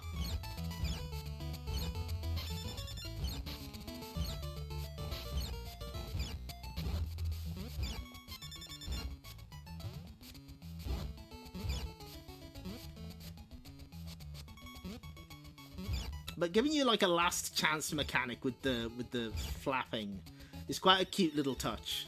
It keeps you in the game, but it also means that, you know, you have to be careful because it's not a get out of jail free card. We're running out of time though. We've got to hurry this up.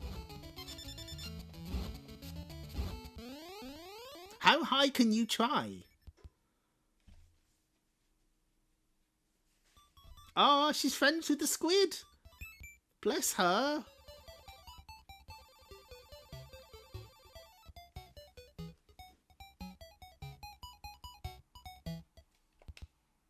That was just a rank C. That's fine. New level unlocked. Music player unlocked. Let's keep going.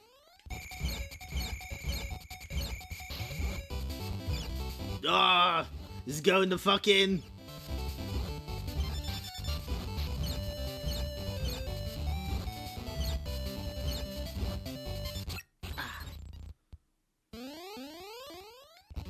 This game's cool. I'm a big fan. And it is available on itch. I would recommend giving a donation.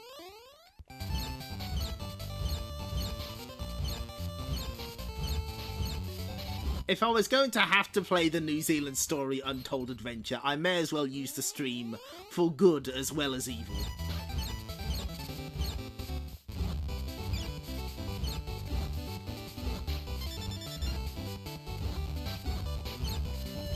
Let's see if we can clear this stage and then we'll move on to the next game. Because I could just play this for hours.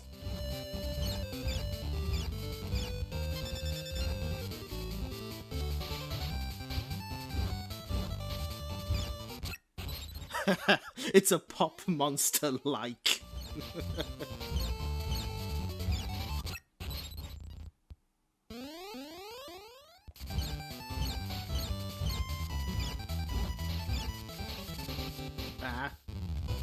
Yeah, when you're flashing, that means that you've got no dashes left.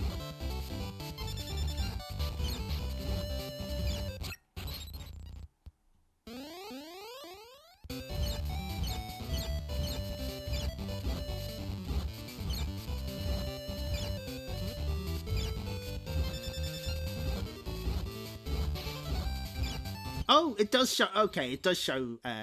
Yeah, you see that little flag on the map? That's the highest we've done in this attempt.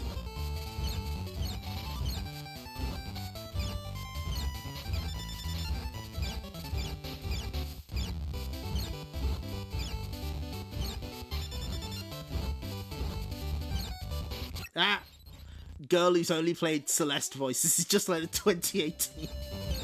This was a year before Celeste, by the way. This was 2017.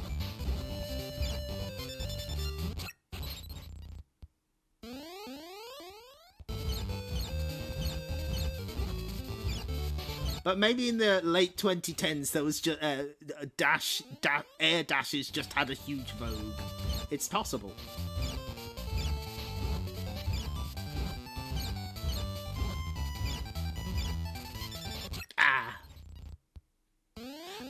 I think so. I'm not. Can't believe Maddie ripped this off. SMH my head. When was Game Boy Studio?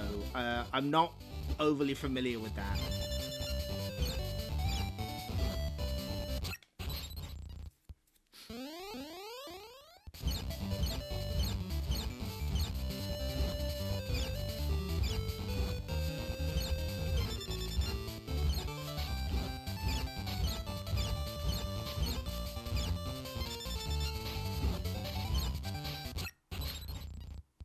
But yeah, if you like need to use the jet or the flapping or whatever it is, you do build that meter back up as you stomp on enemies.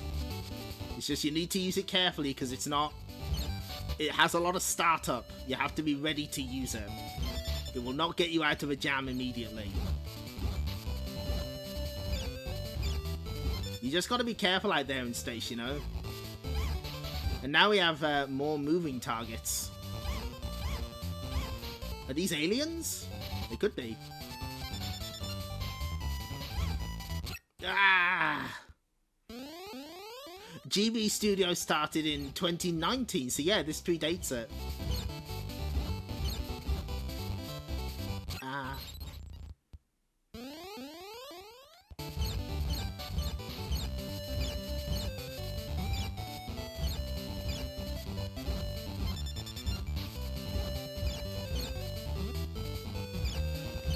It's one of those streamer goes quiet because they're playing a game they enjoy moments. You love to you love to see it. You do have to concentrate quite a bit on this. I remember really struggling with this stage in particular.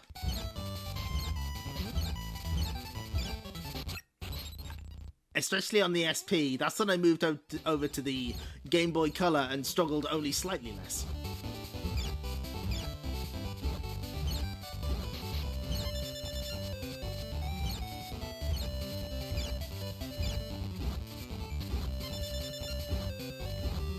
So have I sold you on this copy of Tobu Tobu Girl yet?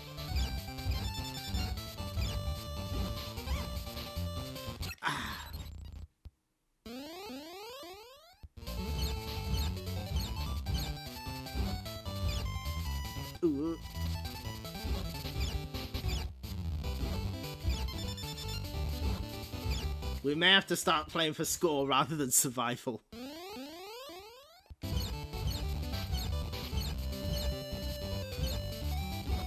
I would at least like to clear this stage before we move on.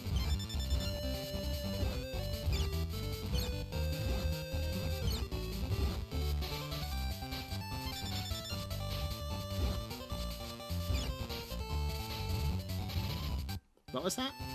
There was a tip. You have a tendency to use the flap to maintain fast upwards enemy bounce speed, which is a great way to get into trouble. I see.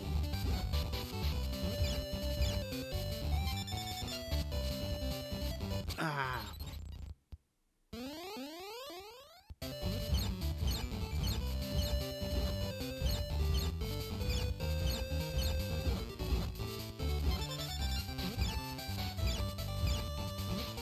Yeah, the page mentions that this started life as a Game Boy Jam game, but the website for that is no longer active, so I don't know what year that was. But the final version of it was 2017.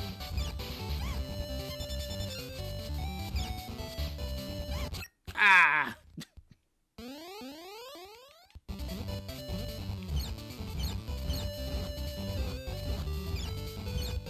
One more try. No, I got it this time.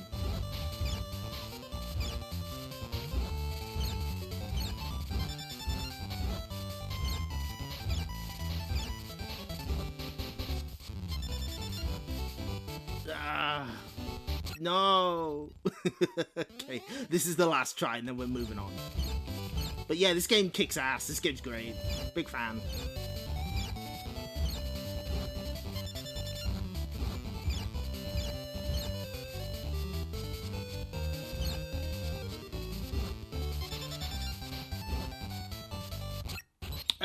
Okay, well, we're gonna see more of it because there was a Tobu Tobu Girl Deluxe. Oh shit!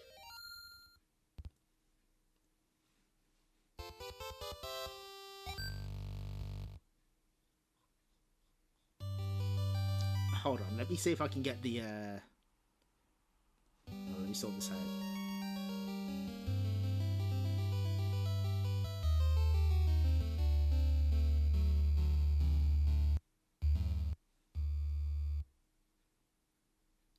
How do I reset? There we go.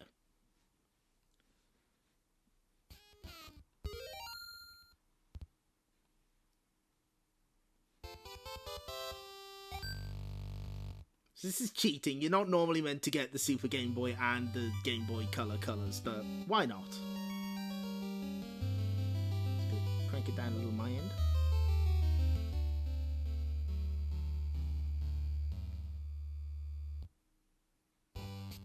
So here's the deluxe version.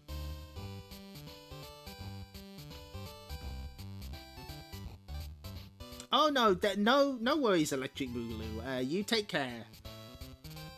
You look after yourself. Thanks for stopping by.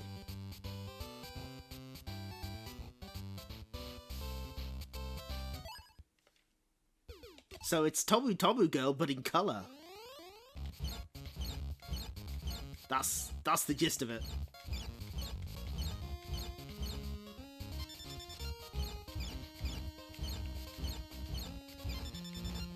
And it even has Super Game Boy support, which is very cute.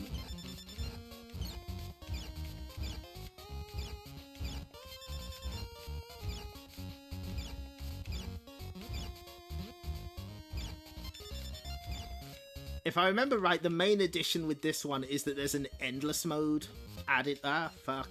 There we go.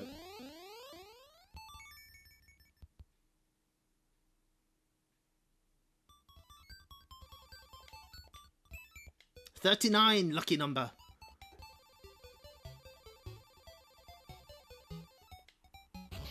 Hey! Oh, they have different images for the ranks. We can get a better rank there. Let's go. Let's do it.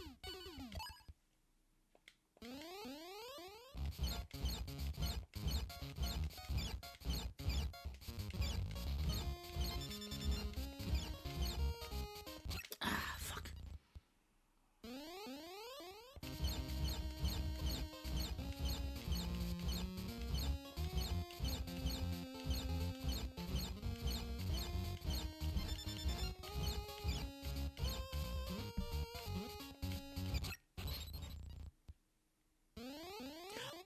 Okay, so that's an option in the BGB emulator that I'm using. It's literally a case of you can have both active at the same time. That's not a feature of Tobu Tobu Girl, but I figured I'd show off the Super Game Boy background while we're here.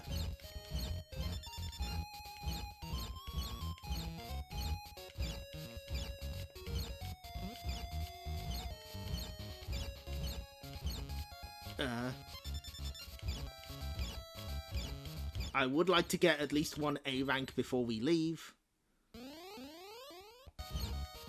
Nope.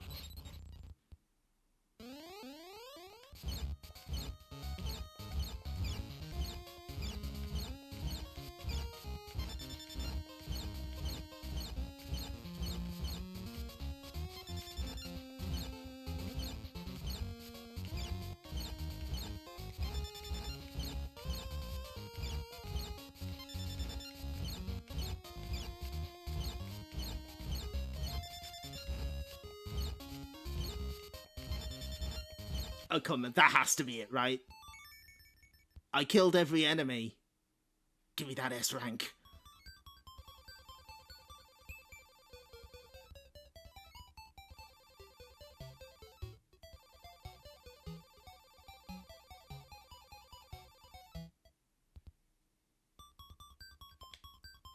Hey, there we go. A hypothetical Super Game Boy Color wouldn't have seen that much time on the market. No, it wouldn't. Imagine if they did it for the N64, though.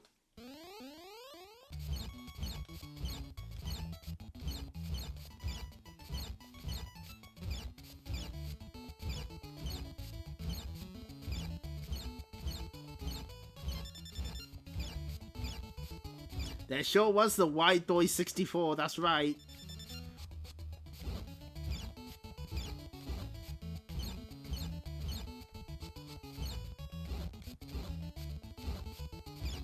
Sadly, Nintendo seems completely allergic to adding Super Game Boy support for anything, which is unfortunate.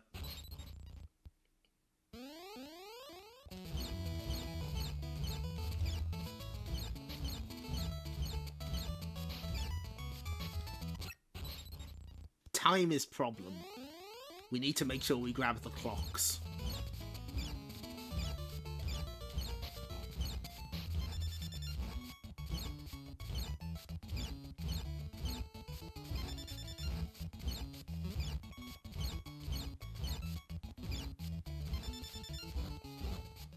Oh no, I'm having fun with the video game. I can't provide cutting commentary. Oh, I love this game. Big fan.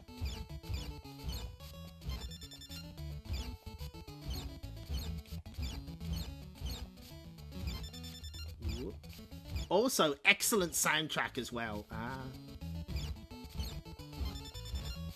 The Plains music in particular, I feel really captures the feel of like Pokemon Gold and Silver. It has that kind of feel to it.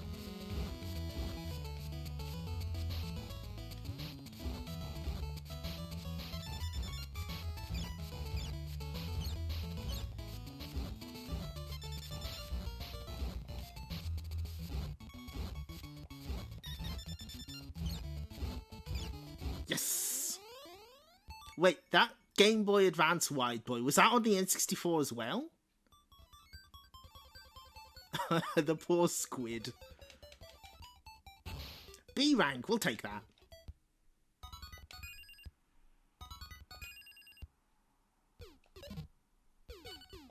We'll just quickly see space. Wouldn't it be funny if I did this like first try?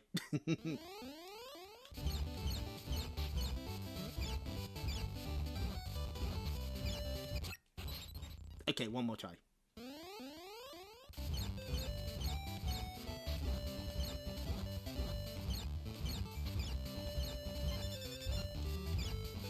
No, my greed. Ugh.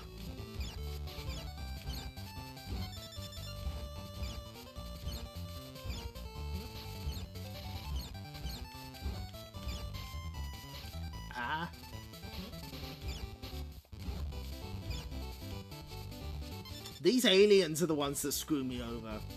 They're not even as difficult to predict as the birds.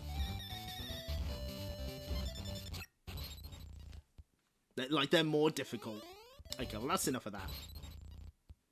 But yeah, highly recommend Tobu Tobu Girl. Look at her! Aww!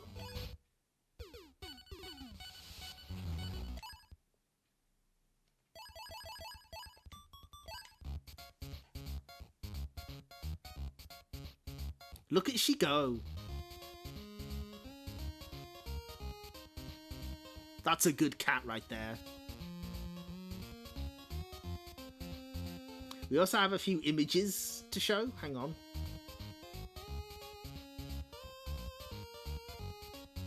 So here's a real cartridge of the original Tobu Tobu Girl. And there's the Game Boy Color one. And if you go to their Kickstarter page, you can still order copies. They still have some available, apparently. I didn't even know that was a feature.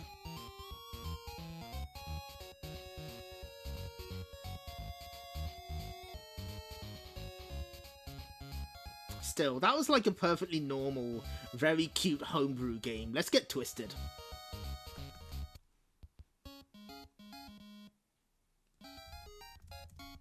Let's play Primitive Princess. Hang on. Wait, where's the button? Where is it? There it is. Elongate. Make larger. Shrink that.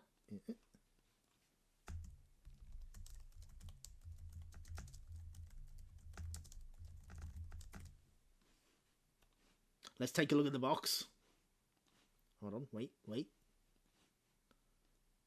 Oh! That is how you advertise your Game Boy game. Let's go!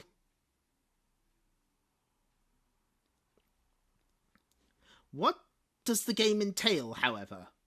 The back of the box is mysterious, doesn't really give you anything to go on. The world of Pre-Pre. Huh. Let's give it a try. Oh, stage select, hang on. Wait. Oh, look at her! Wrecking Crew,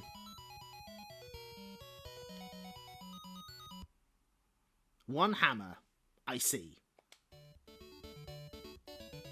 So that's us at the bottom. Our objective, princess clothes, yeah. Our objective is to get to the diamond. But some blocks we fall through, it's not clear why we fall through them. But we just have to go through trial and error and figure it out, so... We'll have to make our way through this way. So we can press the button to destroy blocks. This squashes enemies, and also lets us fall through. There we go.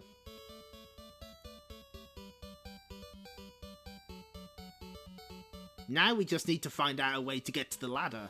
And I fucked myself over.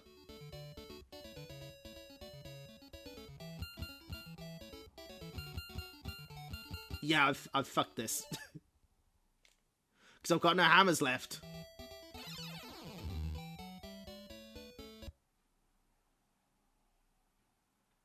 Don't cry, Totom. Try again. It is a little Lode Runner-esque. However, you have a limited amount of hammers. You can destroy as many blocks as you want, if they can be destroyed. The smaller ones are the ones that can be destroyed. But if you destroy too many, and you can't rebuild them, you have to restart the stage. Luckily, you can just press select to immediately die and restart. So what we need to do instead...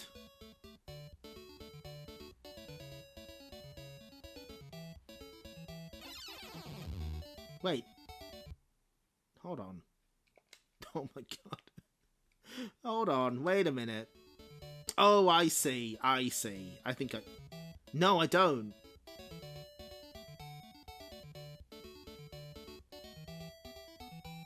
Well, shit.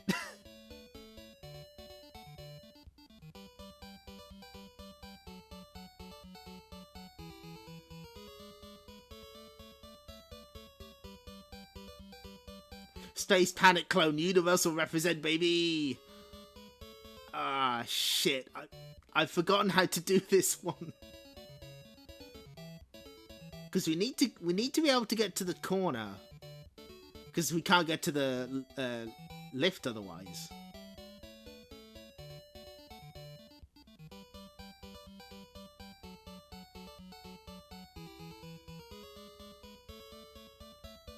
Oh, wait, hang on. No, I got it. What we need to do is we need to do this. Sick.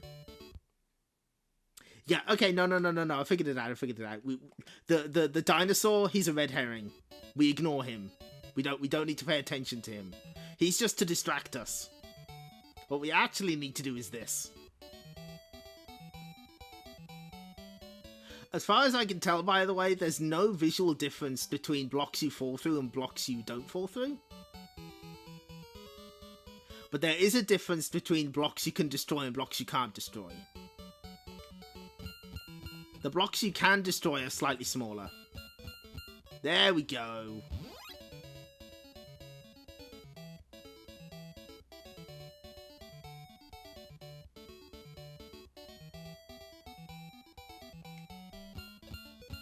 There we go. We got there in the end. We used our brain. Our caveman brain.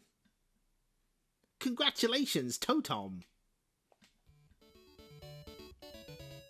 And so it goes. You can always pause to check how many hammers you've got. That's the number of times you can rebuild a block.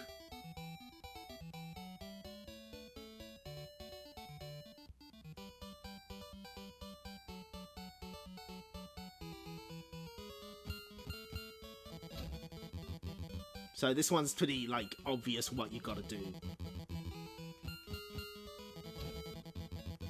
And now we wait.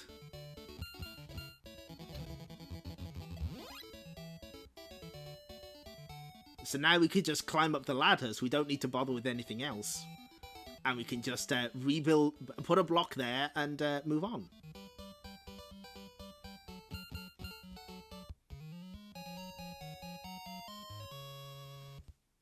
So yeah, this is a little weird, but I find it pretty charming. I think it's quite cute.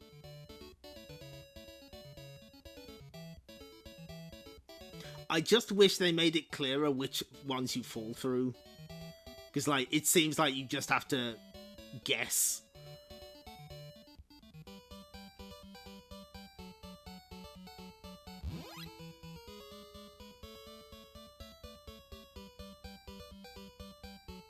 I think they only show you the princess every 10 stages. So you have to earn it. They can't just give that away. I think they should, though, as well. So there's also these platforms that you can't... They're like conveyor belts. They only go one way.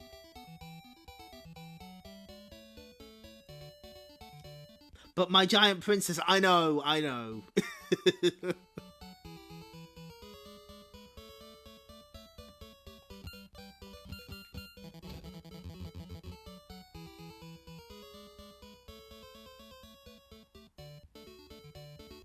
So in theory, if we do this,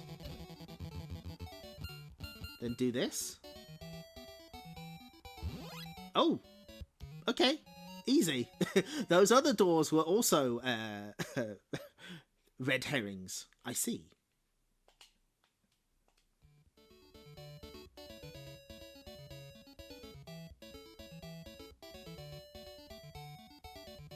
I believe this is on one of those Evercade cartridges, but it also surprisingly got a 3DS re-release, but only in Japan, as part of the virtual console.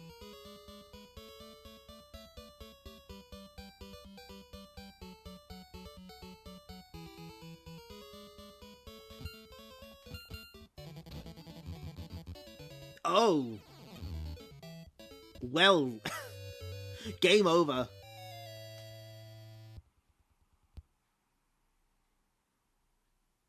Don't cry, Totom. Try again.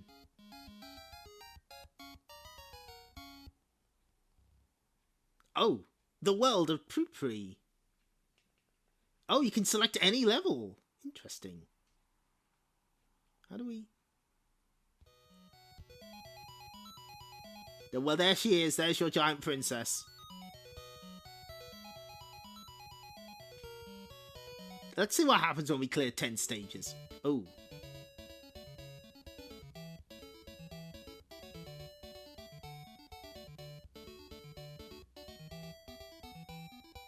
How many hammers do I have?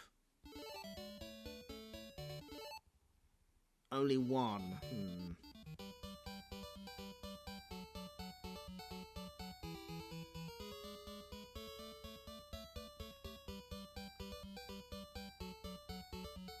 She's not captive on the 50th floor. You have to get up there to the eye level with her.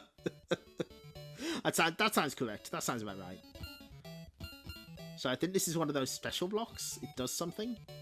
Aha! There we go.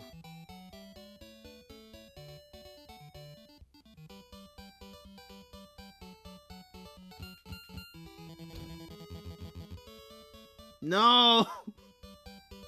No! No! I almost had it! Fuck! Well...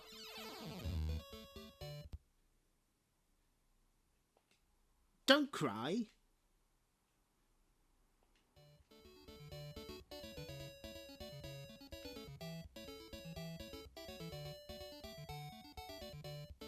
So yeah, a lot of trial and error on this one. Hi, Cack. Yeah.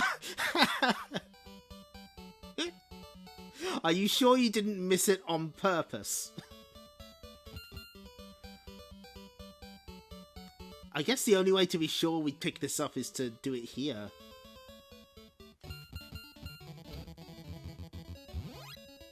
Oh, that's so mean that there's a pass-through one right there. It's bullshit. Are you sure you didn't miss Untold Adventure on purpose?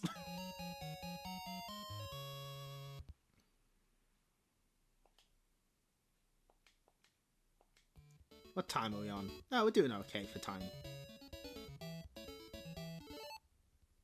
Me? Miss anything the New Zealand Story related? Missed all the fun citation needed. No, don't worry about it, Cat. You can always catch it with the VOD.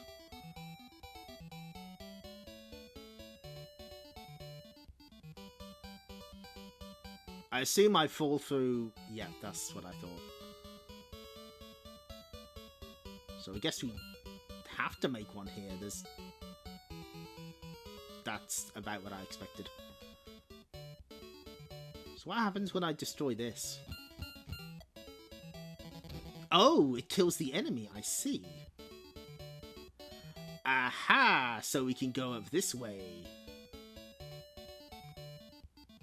That's it, back to the Untold Adventure. So help me God, I will turn this car around.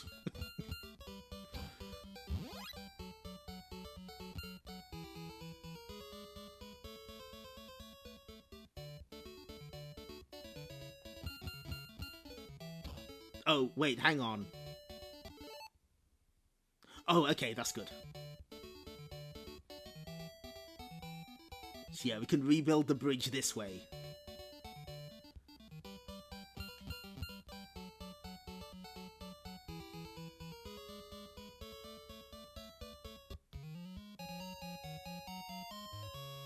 Oh, what a charming game this is.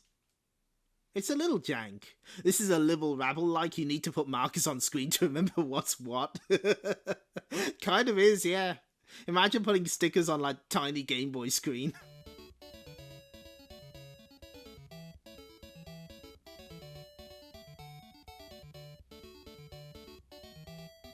So we can't fall through any of these, at least.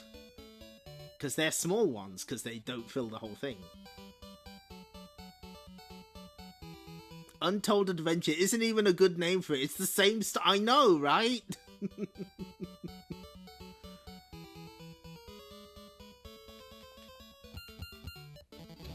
So I assume we want to kill them, go in the door.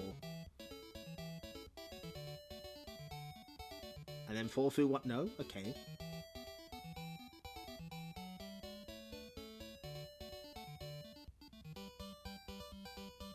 How many? We can only build one. It's the Untold Adventure, the boss's second phases, and the escape sequences, which everyone loved. I mean, what we could do... Will this work?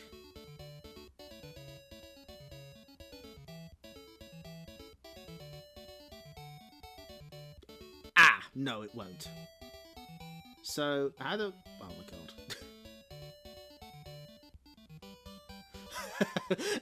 Yeah, maybe it is just like an incredibly funny bit that they're doing.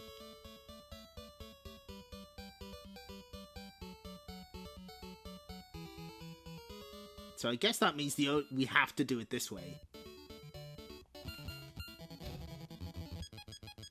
Oh, hurry up! Hurry up! Untold Adventure stole these mechanics from moving platforms. Does it exist? Will you fall through? Try it and see. Ah! That was a fall through one as well. God. Okay, don't cry, Totem. I won't. I will do my best.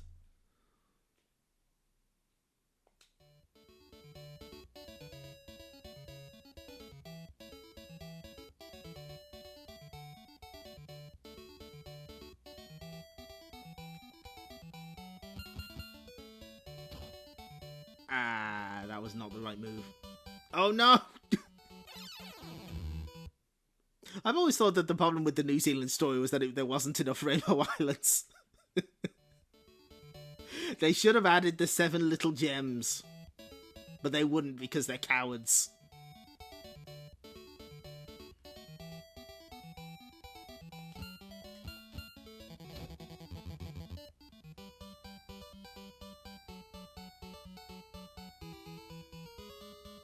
So I guess we want to...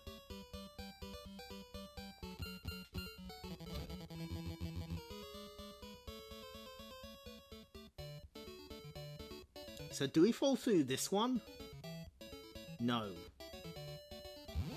So we have to use stealth, I see. But now how do we get... Oh, shit.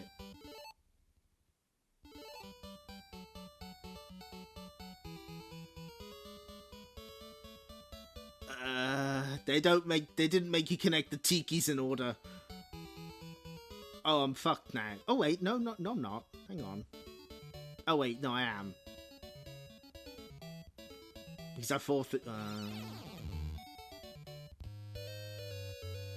Game over.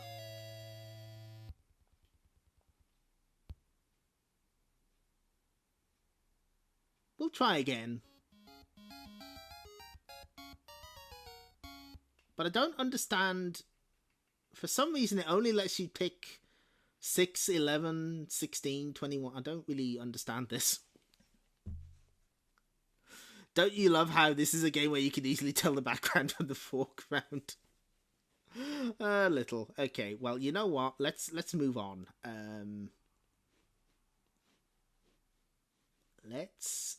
Do I want to do... I suppose I want to do Cubillion. Okay, hold on. Bear with. Cubillion. It's time for a Sata video game. That's right, Cubillion. The puzzle game to choose. Oh, thank you for the 50 bits, Sephasai. Welcome. Hello, chums. Players use Mr. Mouse to solve 120 different puzzle patterns. Look at him, he's adorable.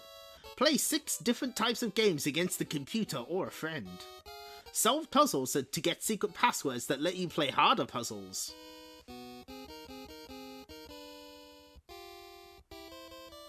There's also... Oh, hold on. Nope.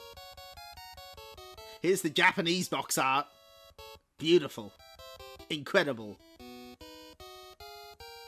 And there's this adorable kind of doodle mouse on the back. That's cute. Hello, Rukawa Ruka. Welcome.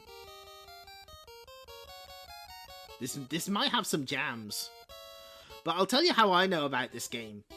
A local library got in one of those GamePro guides, and it has this at the back.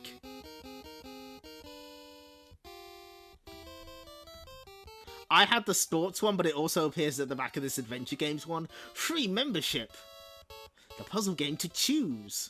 Mail in this card for your free membership to Sata's Q Billion Club. A $4.95 value. With your free membership, you will receive these items. Free club gifts and contest information. The Sata Control Pad monthly newsletter. Q Billion membership card. The Q Billion puzzle solving language manual. Yes, please make me a member of the Q Billion Club. Are any of you members of the Q Billion Club? Anyone? Who joined? Okay, let's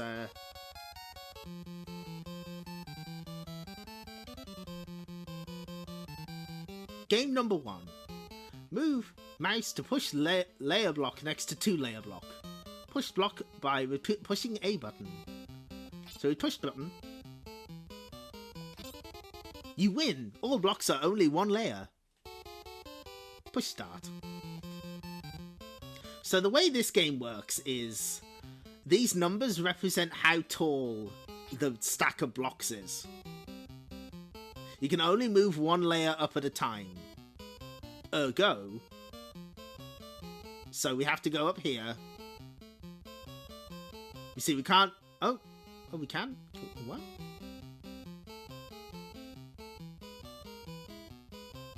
Eh? Oh, like, 1 can only be pushed from 2. 3 can only be pushed from 2. 1 can only... Oh, okay. Right, so what we need to do is we need to...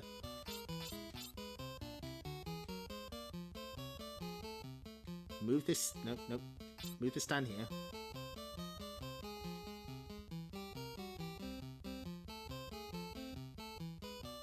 Oh, yep, yep. You got me.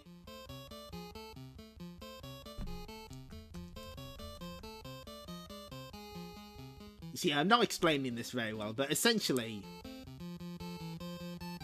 Oh, hey? Oh, okay. So if you press start, you can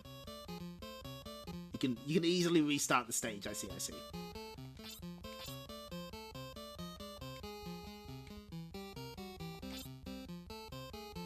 So the objective is to make everything number 1. But we need to...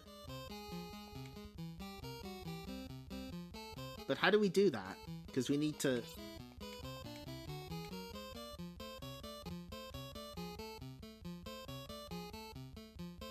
Can we turn 1s into 2s? Let's find out.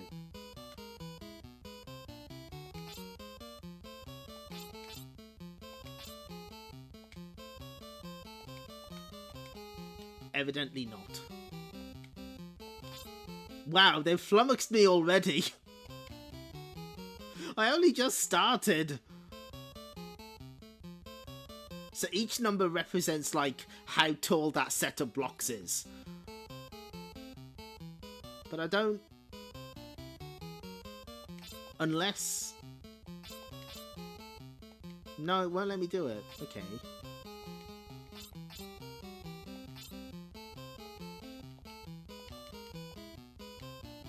Oh, wait, hang on.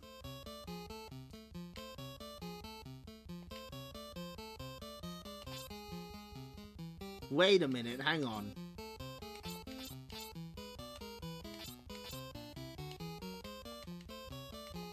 Nope. Oh my god. It's the second level! I'm so sorry, everyone. Numbers. My mortal enemy, we meet again.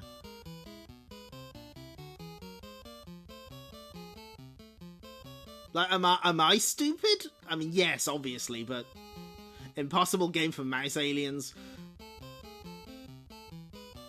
Like, I know the basics. You hop onto, but how do you? B only undoes your last move.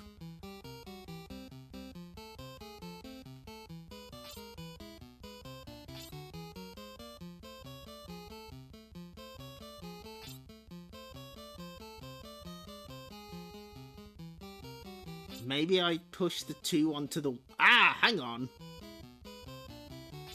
Aha! Okay, now we're getting somewhere. Okay, so...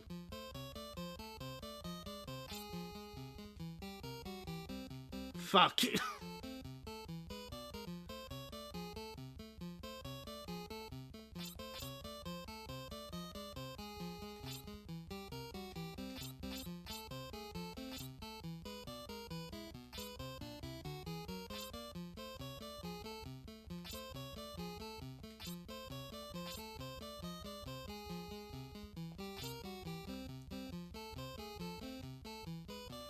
But now I can't... The objective, we need to move this 2, like, a bit over.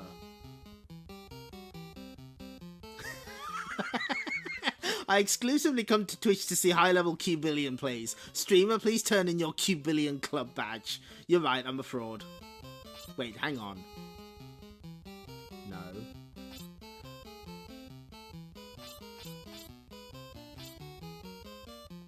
So, wait. No, hang on. Wait. Ah, hang on. What if we apply the same here?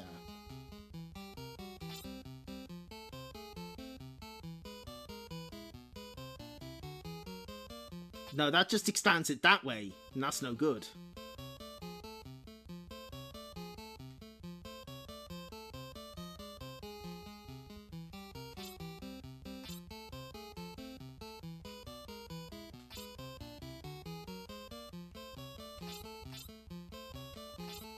Like, can I push a 2 onto a... No. I can't push a 1 onto a 1 to make a 2. Oh, now I'm just fucked. Okay, hold on. I'm gonna look up a guide. I feel like the dumbest motherfucker on the planet. I'm gonna scream when I see the answer.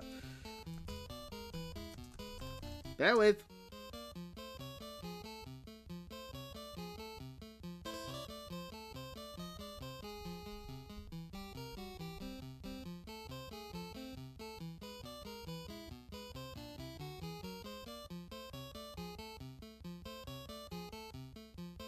Well, it looks like the guide is stuck as well. Oh, wait, what in God's name did they do there?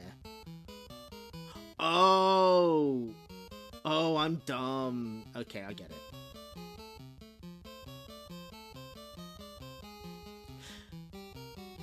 So, here's what we have to do. No, that's not it, actually. It's this.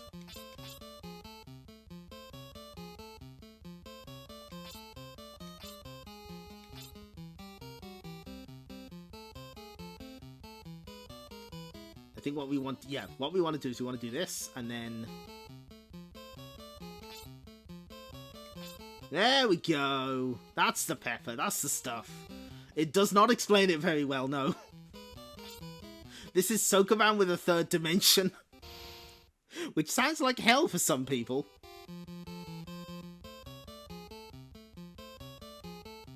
Now see, this is more my speed. Why wasn't that the second puzzle?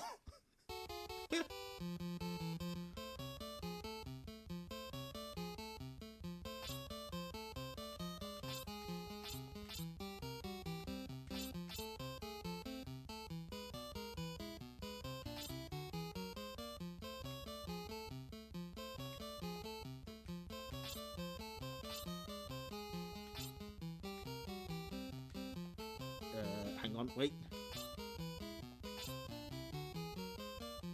Damned, has the stream been damned with Adisu's fury already? Good.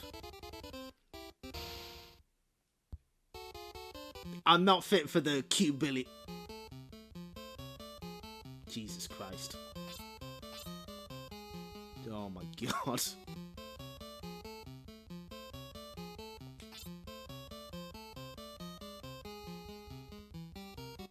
No, no, no, no, no, no, no, hear me out.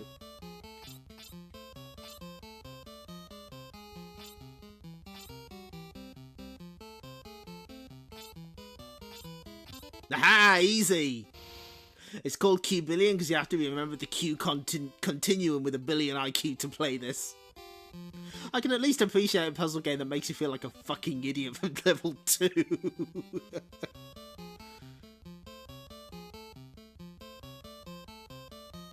Eh?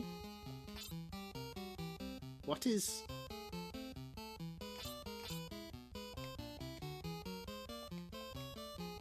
Can these combine?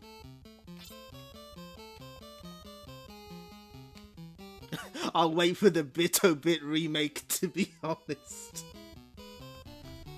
Hold on. Let's see if we can find the manual. So I clearly need one.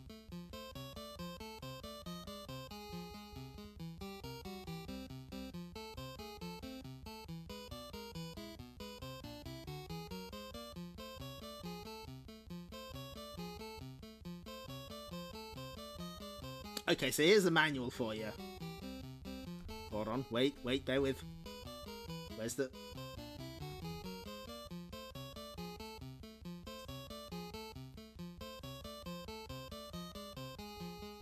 You had a Canon camera that had Sokoban on it? Really? Wow.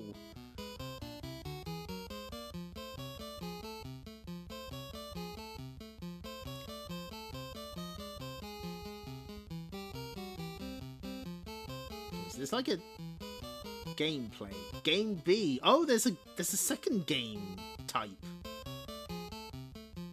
So one that's like tic-tac-toe?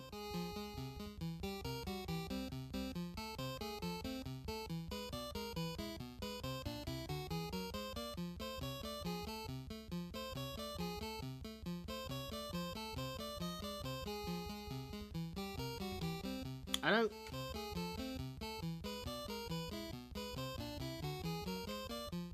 But how do I combine...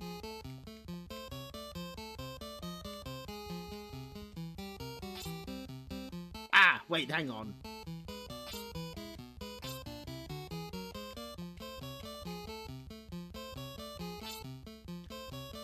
Oh! What? Well, thanks. One layer of flashing block can be erased by pushing B.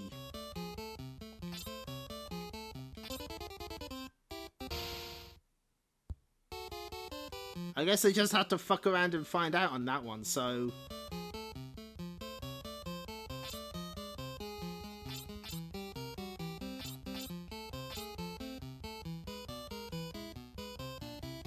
And now we're sort of back to the conundrum we had earlier. So, hang on, let me...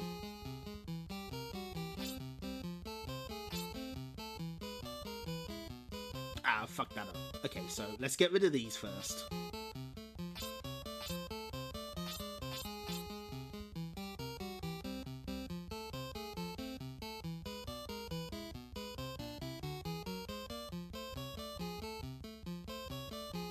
Yeah, here we go. So we do this.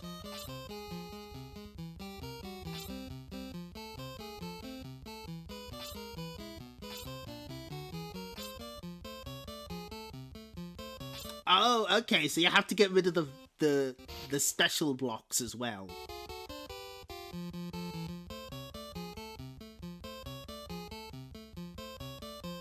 Why can I not? Hello? Let me jump. Jump. Yes. No.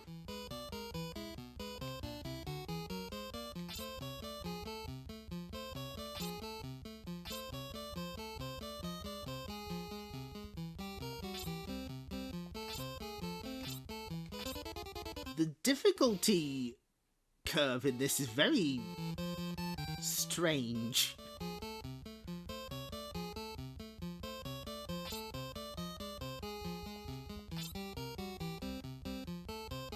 The form of flashing blocks can be changed with A. Interesting. So do we want to get rid of... Yeah, that seems correct.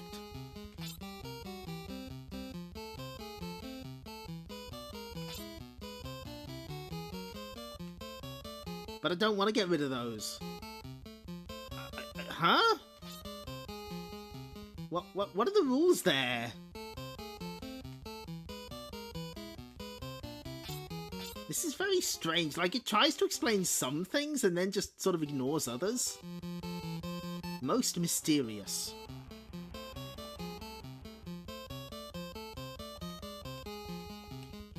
Oh, that's right. I can't push that at all, can I? Because...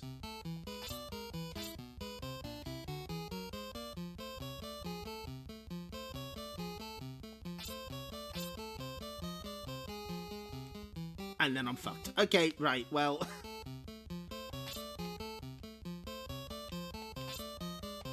I guess what you want to do is this? Just have them all lined up?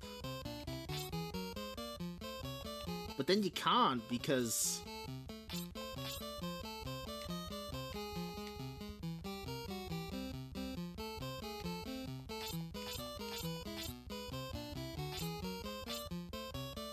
no, I don't get this. Okay, I'm out. Well, that was Keybillion. Very strange game. There's absolutely a sicko that loves that. That seems like a game for sickos, but it's not for me. But that's okay. I tried my best. Let's go back to where I live, though. Fuck yeah, this is a classic. Now, this was released on home computers first, with this horrifying cover. And then this horrifying cover.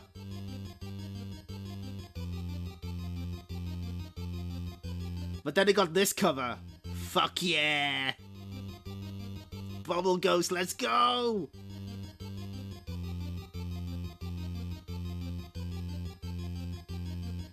Nope. Take a deep breath and enter a topsy-turvy world where one of your greatest enemies is an electric fan? Whoa! Control the cute ghost who loves blowing a bubble through a wacky haunted house. His soft breath can move it, but a fragile bubble doesn't stand a ghost of a chance against a candle flame or the breeze from a fan. If the bubble bursts, pop goes the puzzle. Maneuvering around the many hazards is only part of the fun. You must also find your way through the maze-like halls. It's an amazing puzzle that will blow your mind and leave you breathless. Adapted from the international best-selling PC game, 35 screens, each one trickier than the last. Bonus Star gives you extra points for speed. Challenges your mind, reflexes, timing, and your... oh, challenges your speed, reflexes, timing, and your mind. Classic of multicart, Bubble Ghost mentioned, good. Alright, are you ready for some searing hot jams? Let's fucking go. Benoit de Malmine. Good. Presented by FCI. Let the ghost jams commence. Start. Yes!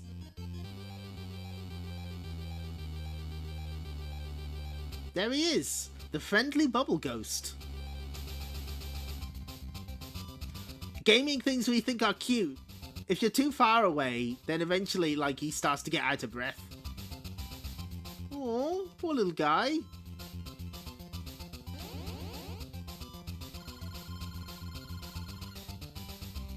Yeah, this game fucking kicks ass. This is my shit. I absolutely played this on a multi-cart. So the objective is simple. Get the bubble to the end.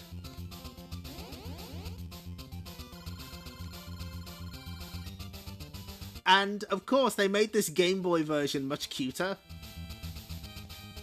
Hold on, wait. No.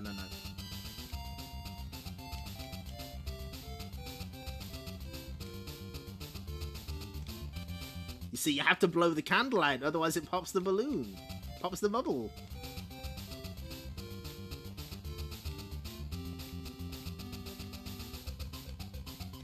No. And then he gets mad at you.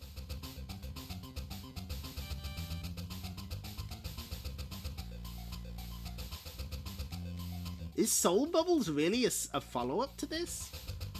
I remember hearing about that, but not really knowing much about it. Bubbles might pop, but your profits won't stop with this double ghost conversion kit. Oh, can you imagine? Arcade bubble ghost. Have that shit playing on a trackball. Hell yes. Also, there's a horse here. It serves no purpose.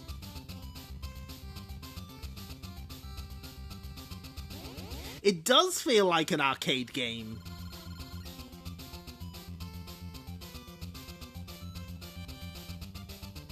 So now we switch the electric fan off.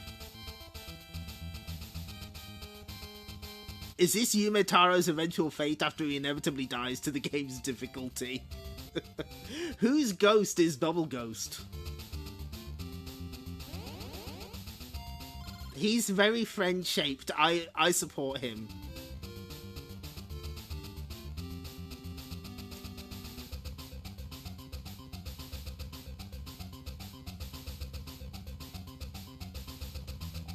You have to be very careful.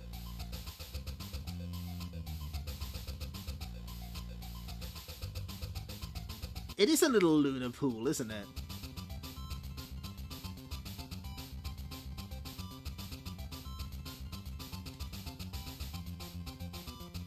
So about here?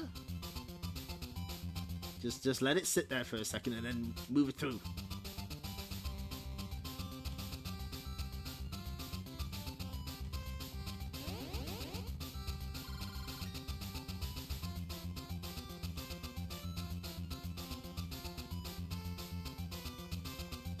So yes, extremely careful movement of your bubble is the order of the day. Get through, yes!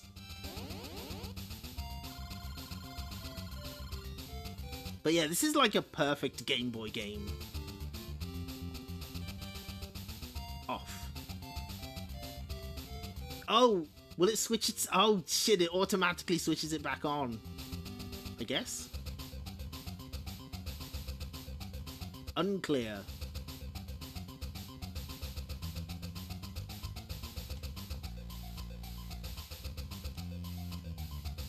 Still have some precision movement to do here. Hey, there we go.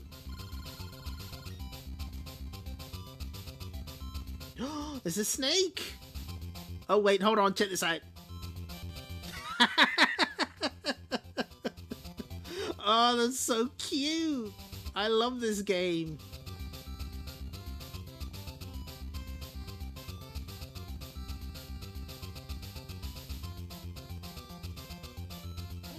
I don't have that many complete in-box Game Boy games because they're expensive. This is one I do have though. I love Bubble Ghost. I played the shit out of this on pirate cartridges and I was like, I have to have my own. Oh, just barely.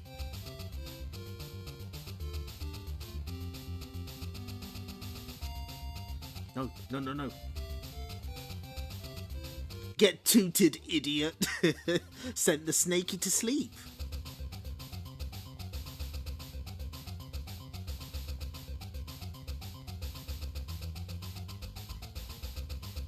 And just look how adorable... Oh no! Just look how adorable the ghost is. He's so happy. He's just a pleasant little fella.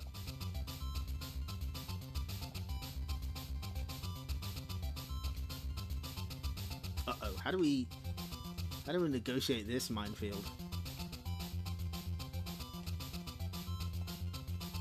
Yes! Ooh.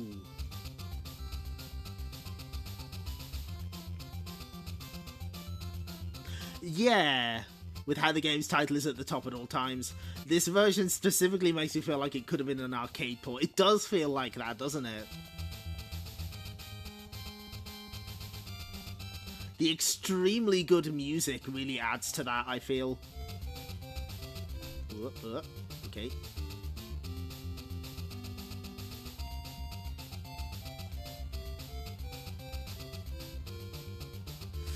Ooh, just barely.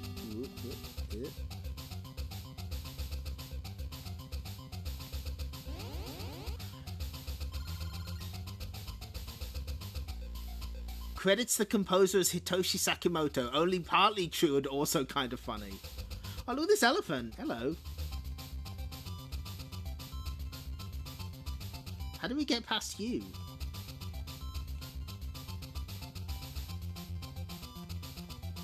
Do we blow into his ear? Oh, there we go.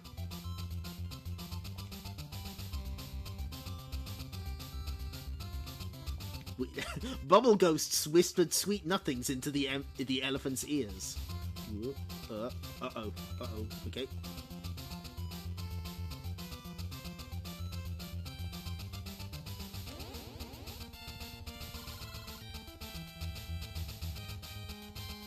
Oh, there's an old TV here. Oh, we switched it off.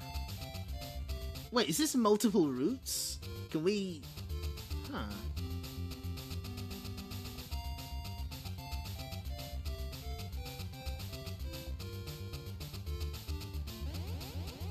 I guess there's multiple routes. I didn't realize that. Oh, this game's so good. Uh-oh. Oh, boy. Reward is on cooldown. Oh, which one was that? Hold on. What have I fucked up?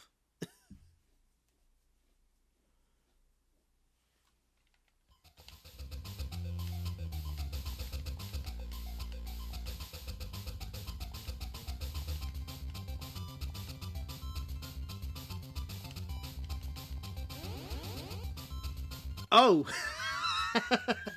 Yep, good start. Okay. Bubble Ghost. I usually don't go through the games this fast. Just get rid of the spider web. Is that high enough? Yeah, okay.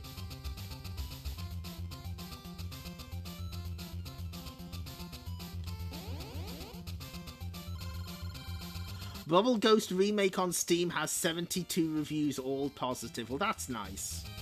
Uh-oh, fuck. Good question? It's unclear.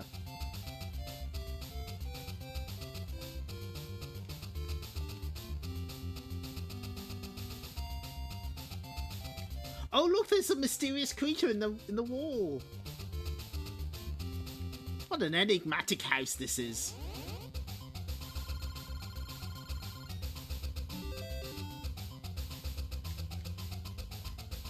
Halfway? Wow. Ah, oh, fuck. No, blast through.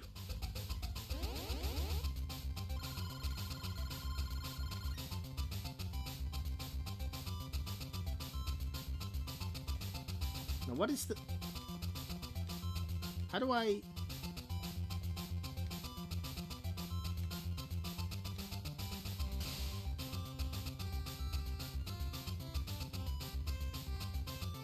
This game was top of the list for the longest time until Pokemon Gen 1 and Wario Land beat it. Wow. You can go backwards?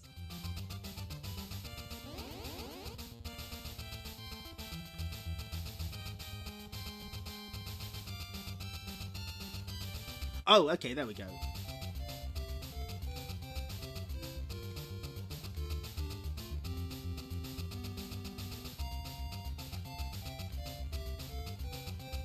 I'm not surprised that Bubble Ghost would be so high on a on a Game Boy tier list, because this game is so good. It's very short, it's very to the point, and like the physics are actually really good. Like the bubble slowly comes to a stop when you blow it. And you also have advanced moves by like stopping its movement with counter blows. I think this is where our journey ends though.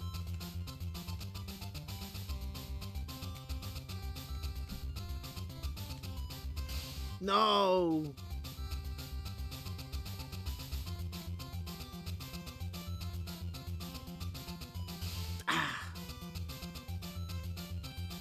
I imagine this thing kind of might be a little difficult to see on like an original Game Boy screen, because there's a lot of fine detail that you might be missing. Is that a good position? we're living.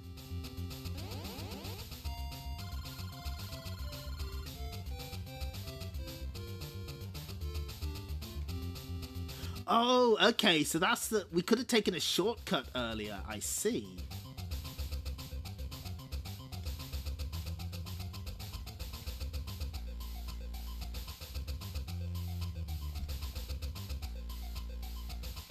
I also like that sometimes he's upside down. He's just a silly little creature.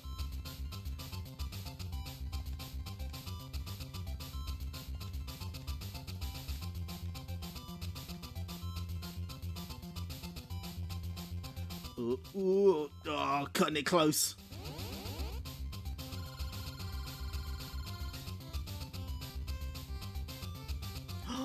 Bear! Bear is here.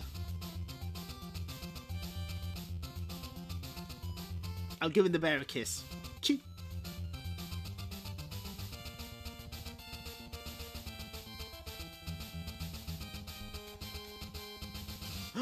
No, I wasn't fast enough. Game over. So you can continue. It removes your score, but you can continue. But I think that's what I wanted to show of Bubble Ghost. I fucking love this game. This game kicks ass. Fucking love a bit of Bubble Ghost. But it's time to play our final game for the evening. Oh, wait. Shit. Hang on.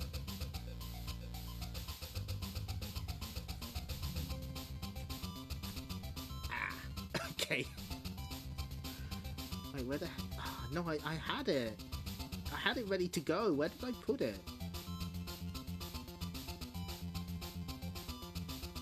We just need to visit the warehouse very quickly.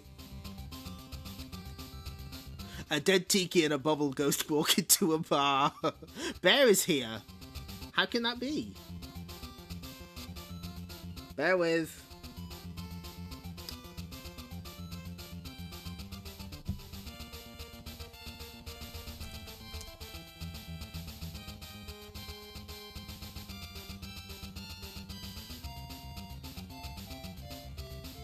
We get to jam out to Bubble Ghost for a little longer at least.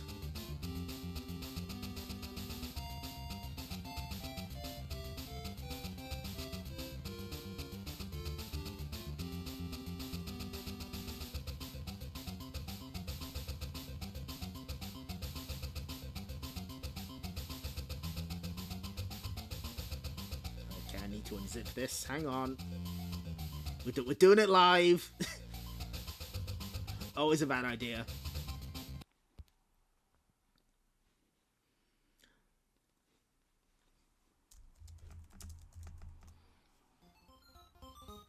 So do any of you you might not recognize this game straight away. Once you start playing it though, you'll recognize it.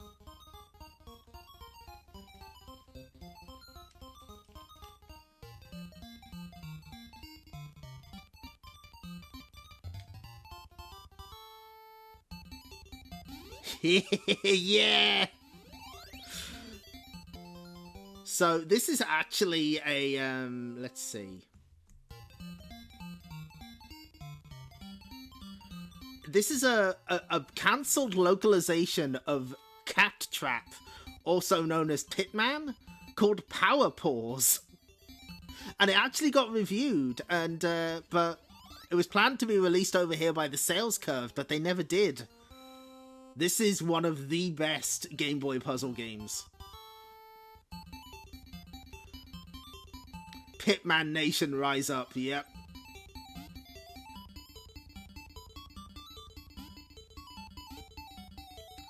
This is a pretty simple platform puzzler, complete with a rewind feature.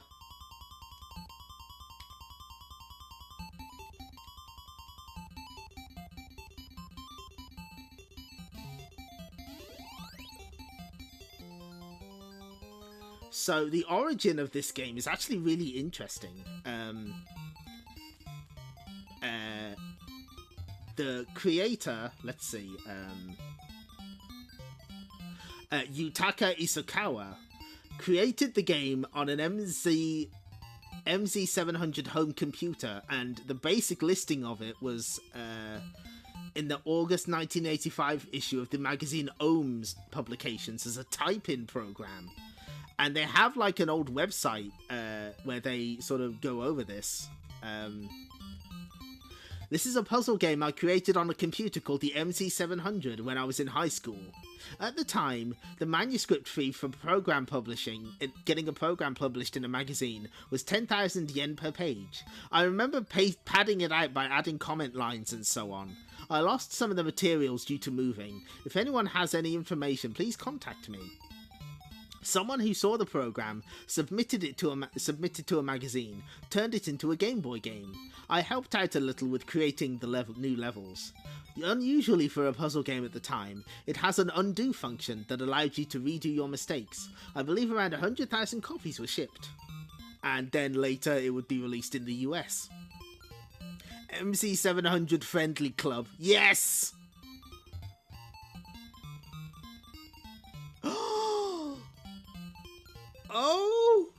Oh, I love it. Yes. Visual shock. Incredible scenes here. Thank you for that gift, Shark.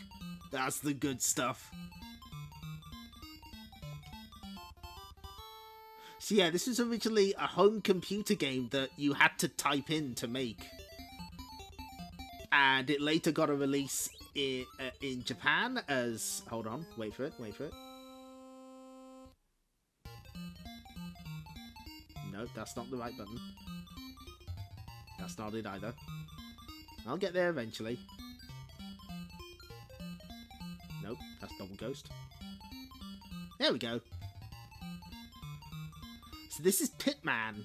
This is the original Japanese release. Complete with Pitman and Pit Girl. And then here's the US box art, which is surprisingly close. It's actually pretty close to the Japanese one. Kind of. They redrew it, but still. Let's read the back of the box. Banished to a mysterious underground labyrinth of complex mazes, two explorers are faced with one chance to reverse the curse, solve all 100 puzzles set out in mazes before them. But watch it! Every maze has monsters patrolling the depths of the labyrinth. Help Catgirl and Catboy push around huge blocks to bridge a path to yet another maze, or topple a block a few stories over the pursuing monsters. If you make a mistake, simply use the rewind function and travel back in time to correct it. With 100 mazes in this labyrinth, it will be quite a challenge to get out of the curse's reach. Cattrap is more than just a game of mind-bending intrigue and action. Be the architect of the underground labyrinth and make your own games of intricate mazes. Whether you choose to be a maze builder or a maze solver, we know you can help Catboy and Catgirl land on their feet. And yes, that's absolutely their names, just Catboy and Catgirl.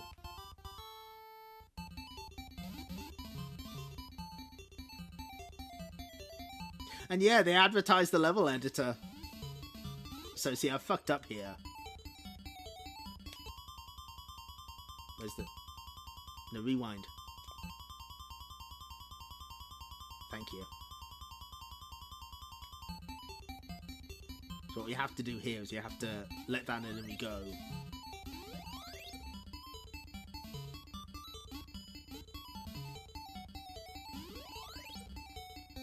Bomb and bomb.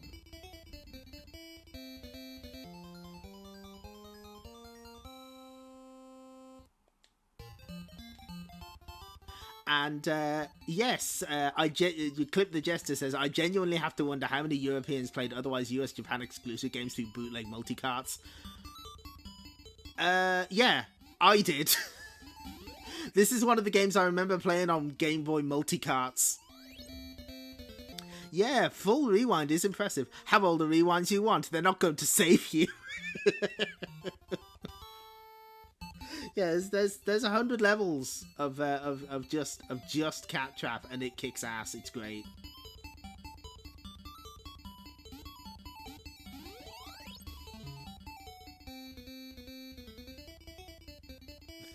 No, we didn't get Sonic Adventure 7.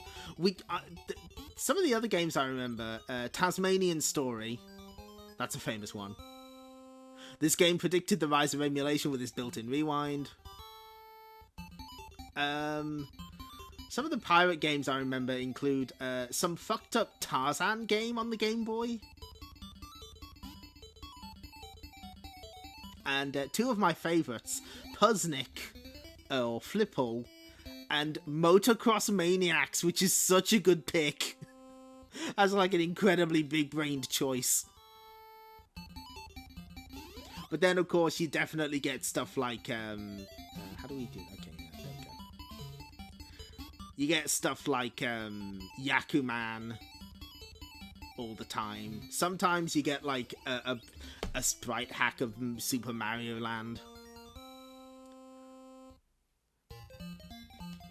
You need a massive brain to survive Game Boy Flipple, true.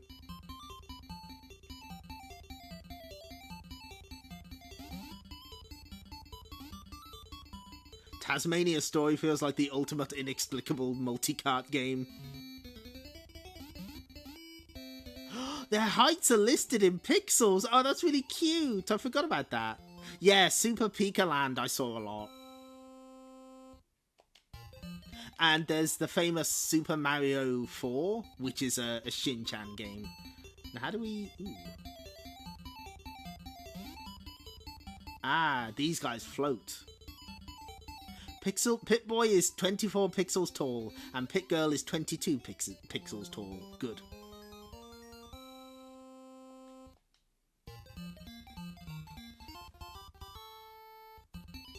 Anyway, yeah, this is the rest of the night. This is it. We're not doing anything else. Fuck that. It's a Shin-chan game, isn't doing that game just. I know. Is there really nothing else you can... Oh, we actually do kind of need that there, I see. We just want to get rid of that, so that we can hop over here. Oh. Well, wait, hang on. Oh, wait, the sand was a trick, I see.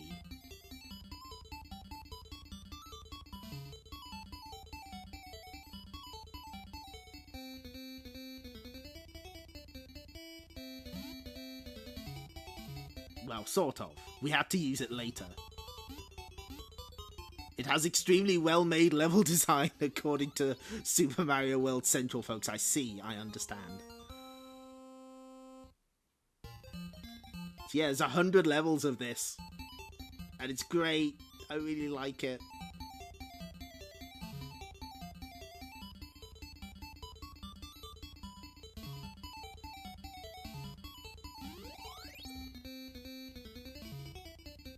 Ah, fuck. That's not the move. What is the move here? I think we managed to restart. And yeah, you can scroll the map, you can restart as well. Yeah, Carrot Taker. Yeah, any ROMs that are like really small.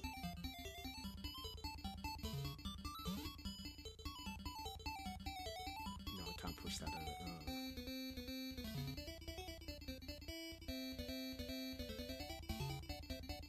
Oh. Nah, I haven't quite figured this one out yet. This has Don Doko Don Core music, yep. I mean...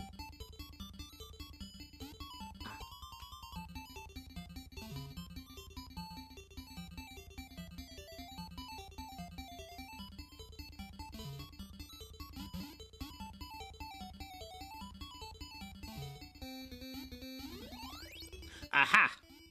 No.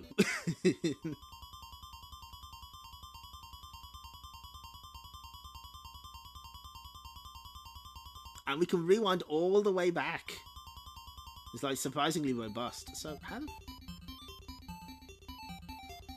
Wait, hang on a second. Maybe if we push that here. No. No, that's just not going to work.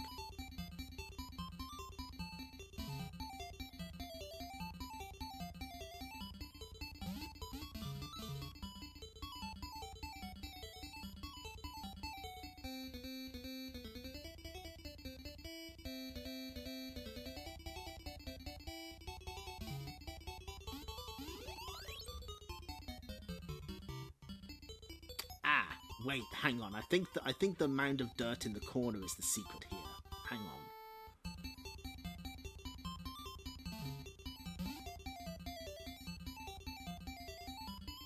Oh, we can't push it. I see. Oh yeah, no, the girl's way has to be secret, of course. Aha! There we go. So that we can stuff that there. Yeah. Oh, this game. Oh, I love this game. Huge fan of Cat Trap. And it even got a re-release on 3DS Virtual Console. Yet Pit Girl's 3 sizes are listed as 767 pixels. That's really funny. Oh, that's good.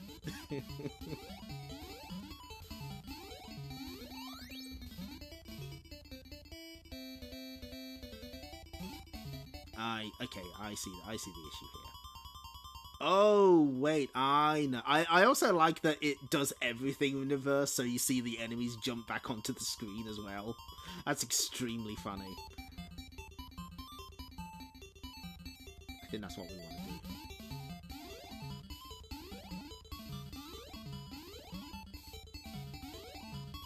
Nope.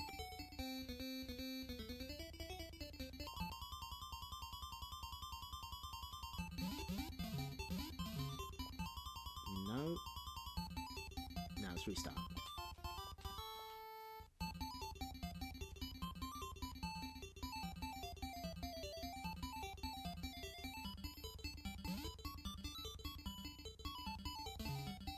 Aha! Well, that solves that problem. Oh, wait, no, that's no good. I need to know if Pit Girl's blood type is shade of green or slightly darker shade of green. There's obviously something we can do here, but what? That seems like an obvious move, but...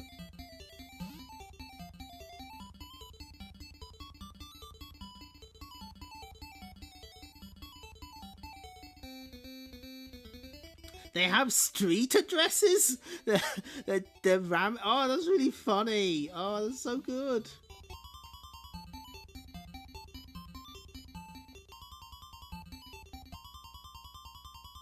No, this one's got me stumped. Does anyone have any clues for me?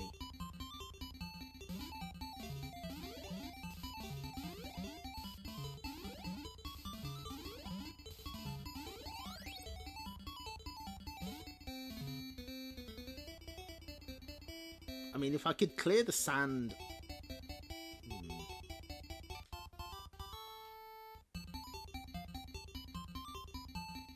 Because there's only one place you can move that. Oh, did you notice that the enemy sprite changes? I see that again. Yeah, if you look, it changes to hold the block up. That's really... Oh, pardon me, that's really cute.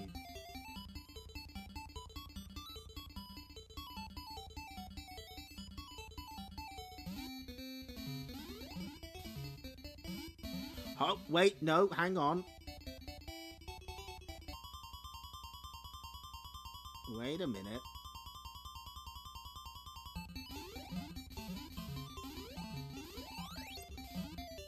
Aha! There we go. So now the way is clear. Ah, there we are.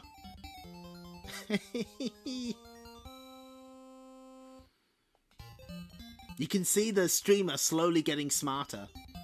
Oh, now we got scrolling. So yeah, if you press this button, you can just shift it across, just to see.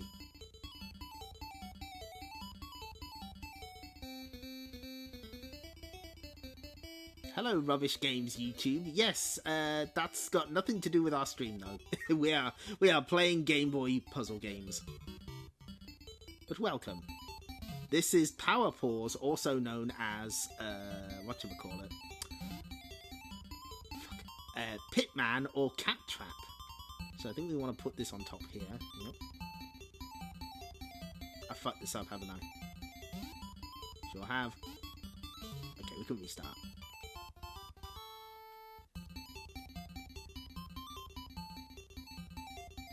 Yeah, we want to get these in there before.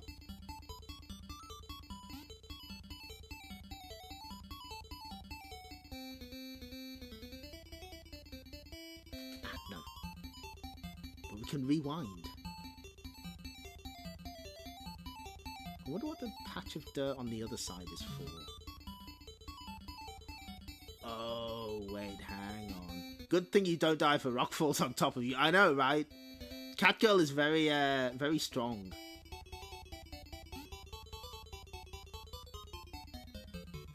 Do I need to...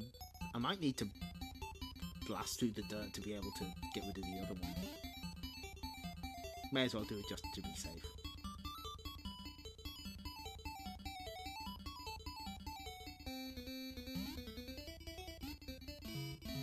Aha! Well, close enough. I sort of needed it, but not really. Blast through. Kapow!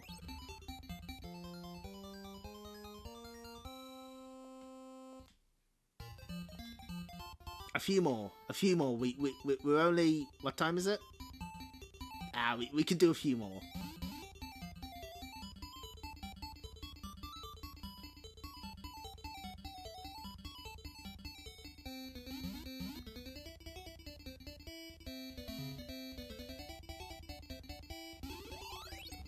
Aha. Can I push it past the... Oh, we can't push it past the ladder. We're stuck. Okay. Let's just reverse.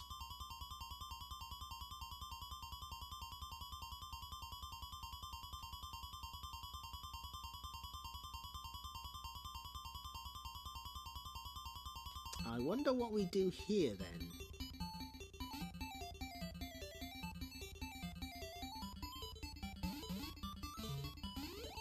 How long is this rewind buffer? Good question. I think... Let's see how far it goes.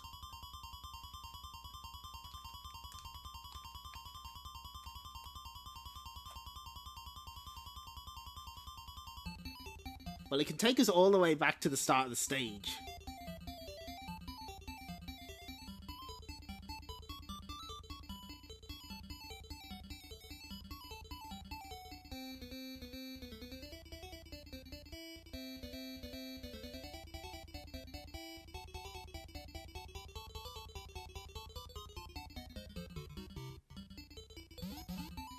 Okay, we definitely want to clear that out. Maybe we clear that out, and then... We obviously save that for last. That's the last thing that we do.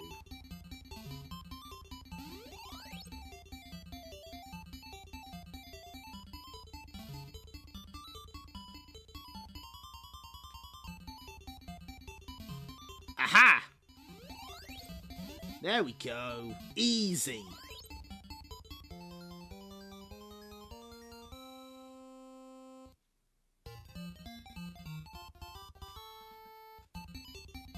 Ooh, starting to get a bit more complicated now, so... Okay, it doesn't scroll up vertically, this stage. Yes.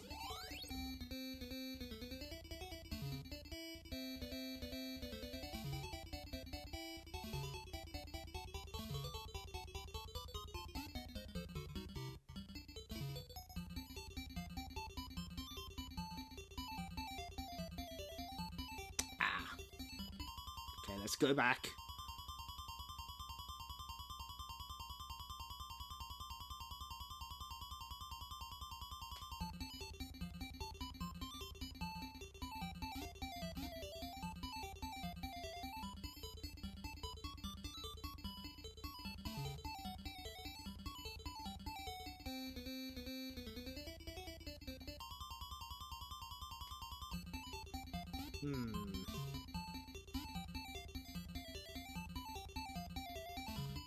I mean, the problem is that we can get it this far, but that doesn't help us get up there.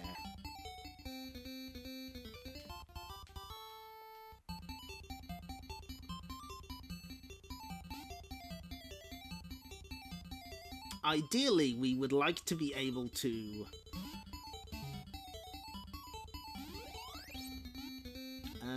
maybe... Hold on.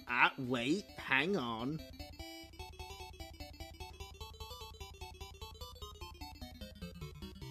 can't kick it that way.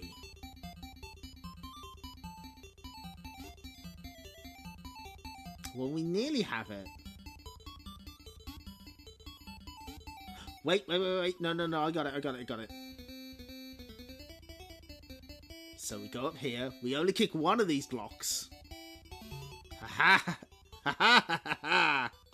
Yes!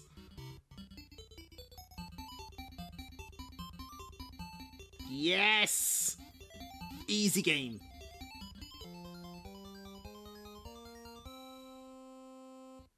So have I convinced you that Game Boy puzzle games are great?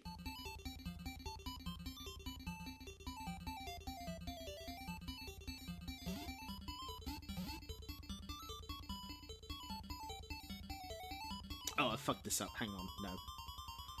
Yeah, this is like... This might be my favourite. Because this is just really, really good. Across the board. I see how it is. We have to...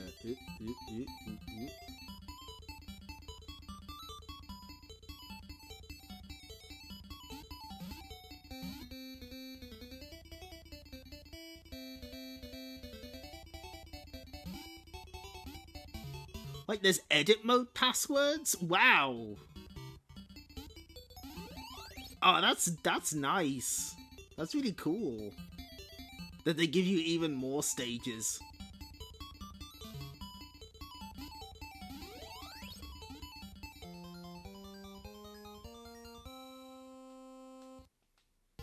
Okay, 2 more stages and then we're gonna call it. Oh god! Oh, this is immediately scary. Oh boy.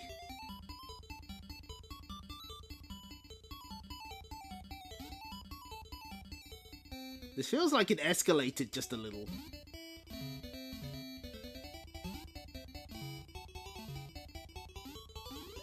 Well, we can get rid of... Okay, so that's that.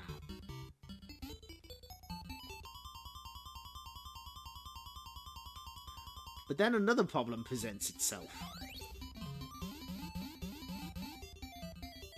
Okay, I think we need to sort out that side, the left side, before we do anything else.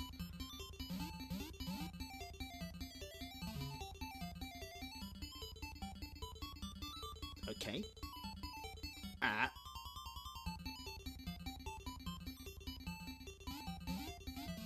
And that drops him down here, and then we can just solve this part.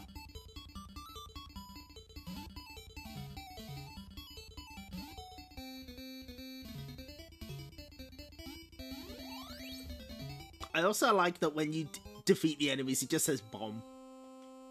That's cute. Okay, last one. Oh no, this scares me. Oh, I don't like this at all.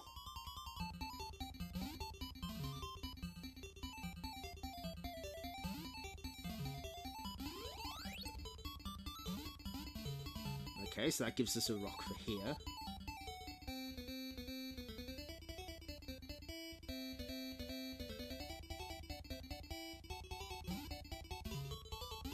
Okay.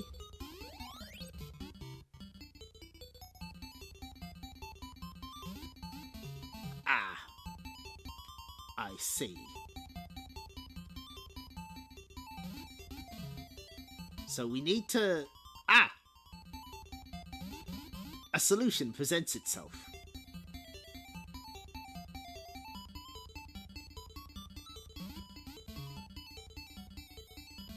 Wait, no, hang on. No, gotta go back.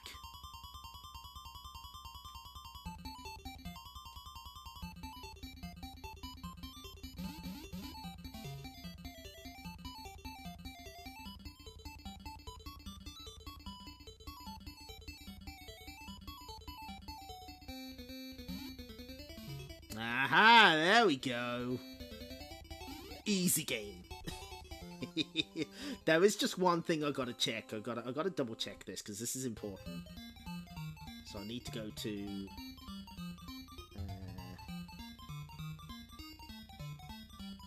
BGB.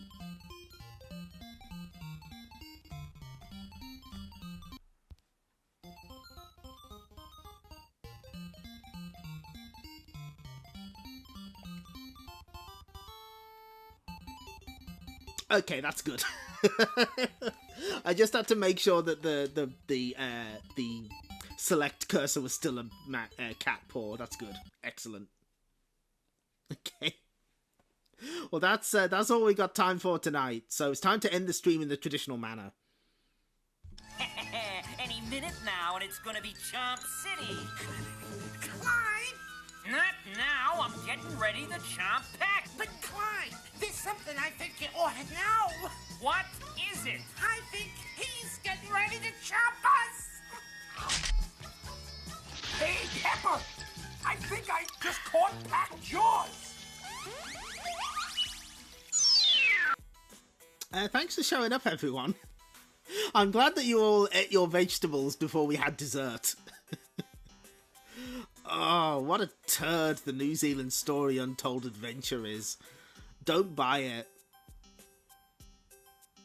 Ooh. Hold on, let's take a look at this. You put in the first bonus password. Let's open up Discord. Let's take a look.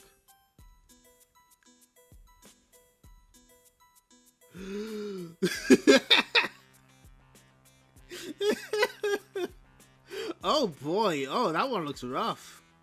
Oh, well, you got a lot of rocks to juggle there, jeez.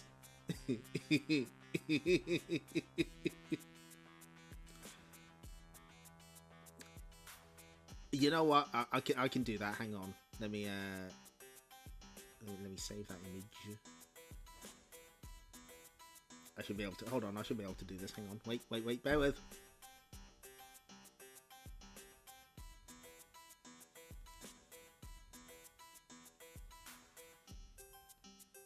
No, that's too big. This is the first bonus stage. Oh, that's a lot of rocks you gotta be juggling.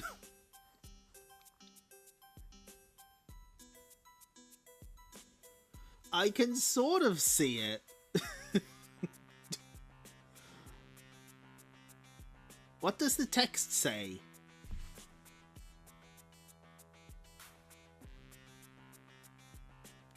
There are...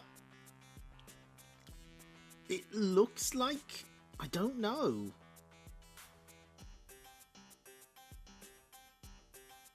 Oh, wait, hang on. No, I can't really read it. I don't think there's...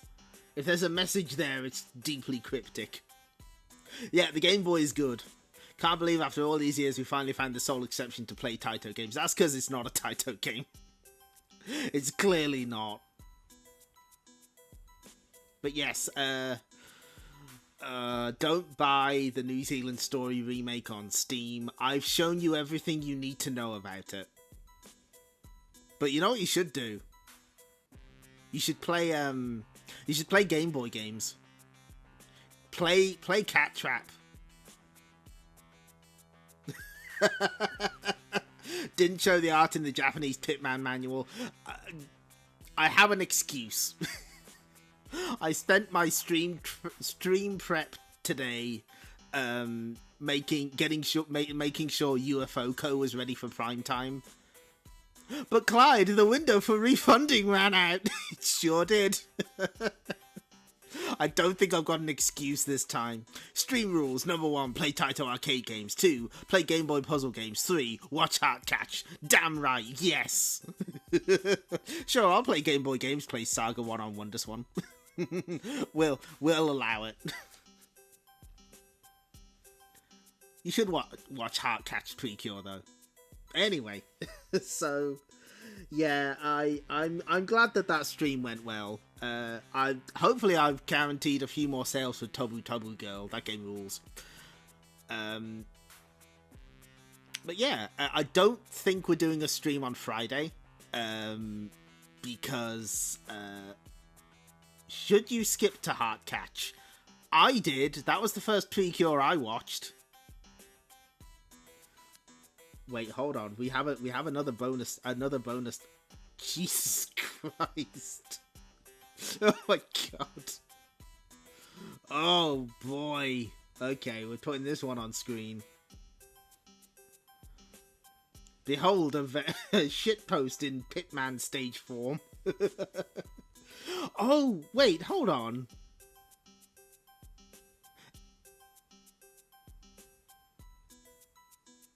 Arrives just to say heart catch is great. Good. You're welcome. Thank you for saying so. Oh, that's a good one. These are what I mean by rewinds won't save you. It's true. Oh, that's funny. That's good. Okay, so what was I saying? Yeah, I'm thinking about if we're doing a stream on Friday. Maybe not, because I did do the test stream on Monday. Hopefully, we'll be back to Wednesday, Friday streams from next week onwards. You need Catboy and Catgirl for the real time. Oh, that's right. You can switch between them, can't you? Yeah. That's a mechanic that's introduced later. I think you can switch. You can play as both of them, and you have to switch between them. It's a doubles level. You got to have both, Catboy and Catgirl. Anyway, so that's about it, really. I think. Thanks for showing up and for the resubs and for putting up with the New Zealand Story Untold Adventure. I hope you enjoyed yourselves, because I did. Always happy to play some Game Boy puzzle games. Let's see, is there anyone else streaming at the moment? Hold on, bear with.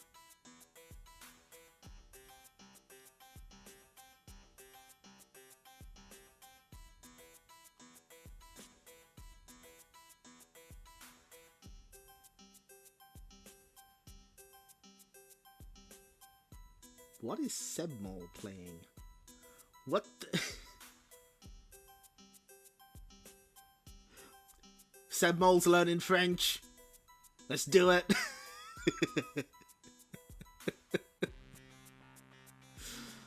New Zealand Story Untold Adventure happened to everyone, whether we wanted it or not. Sebmol's learning French. Mauvais. Oh, that's mean. Why does this have retro achievements? Okay, right. Well,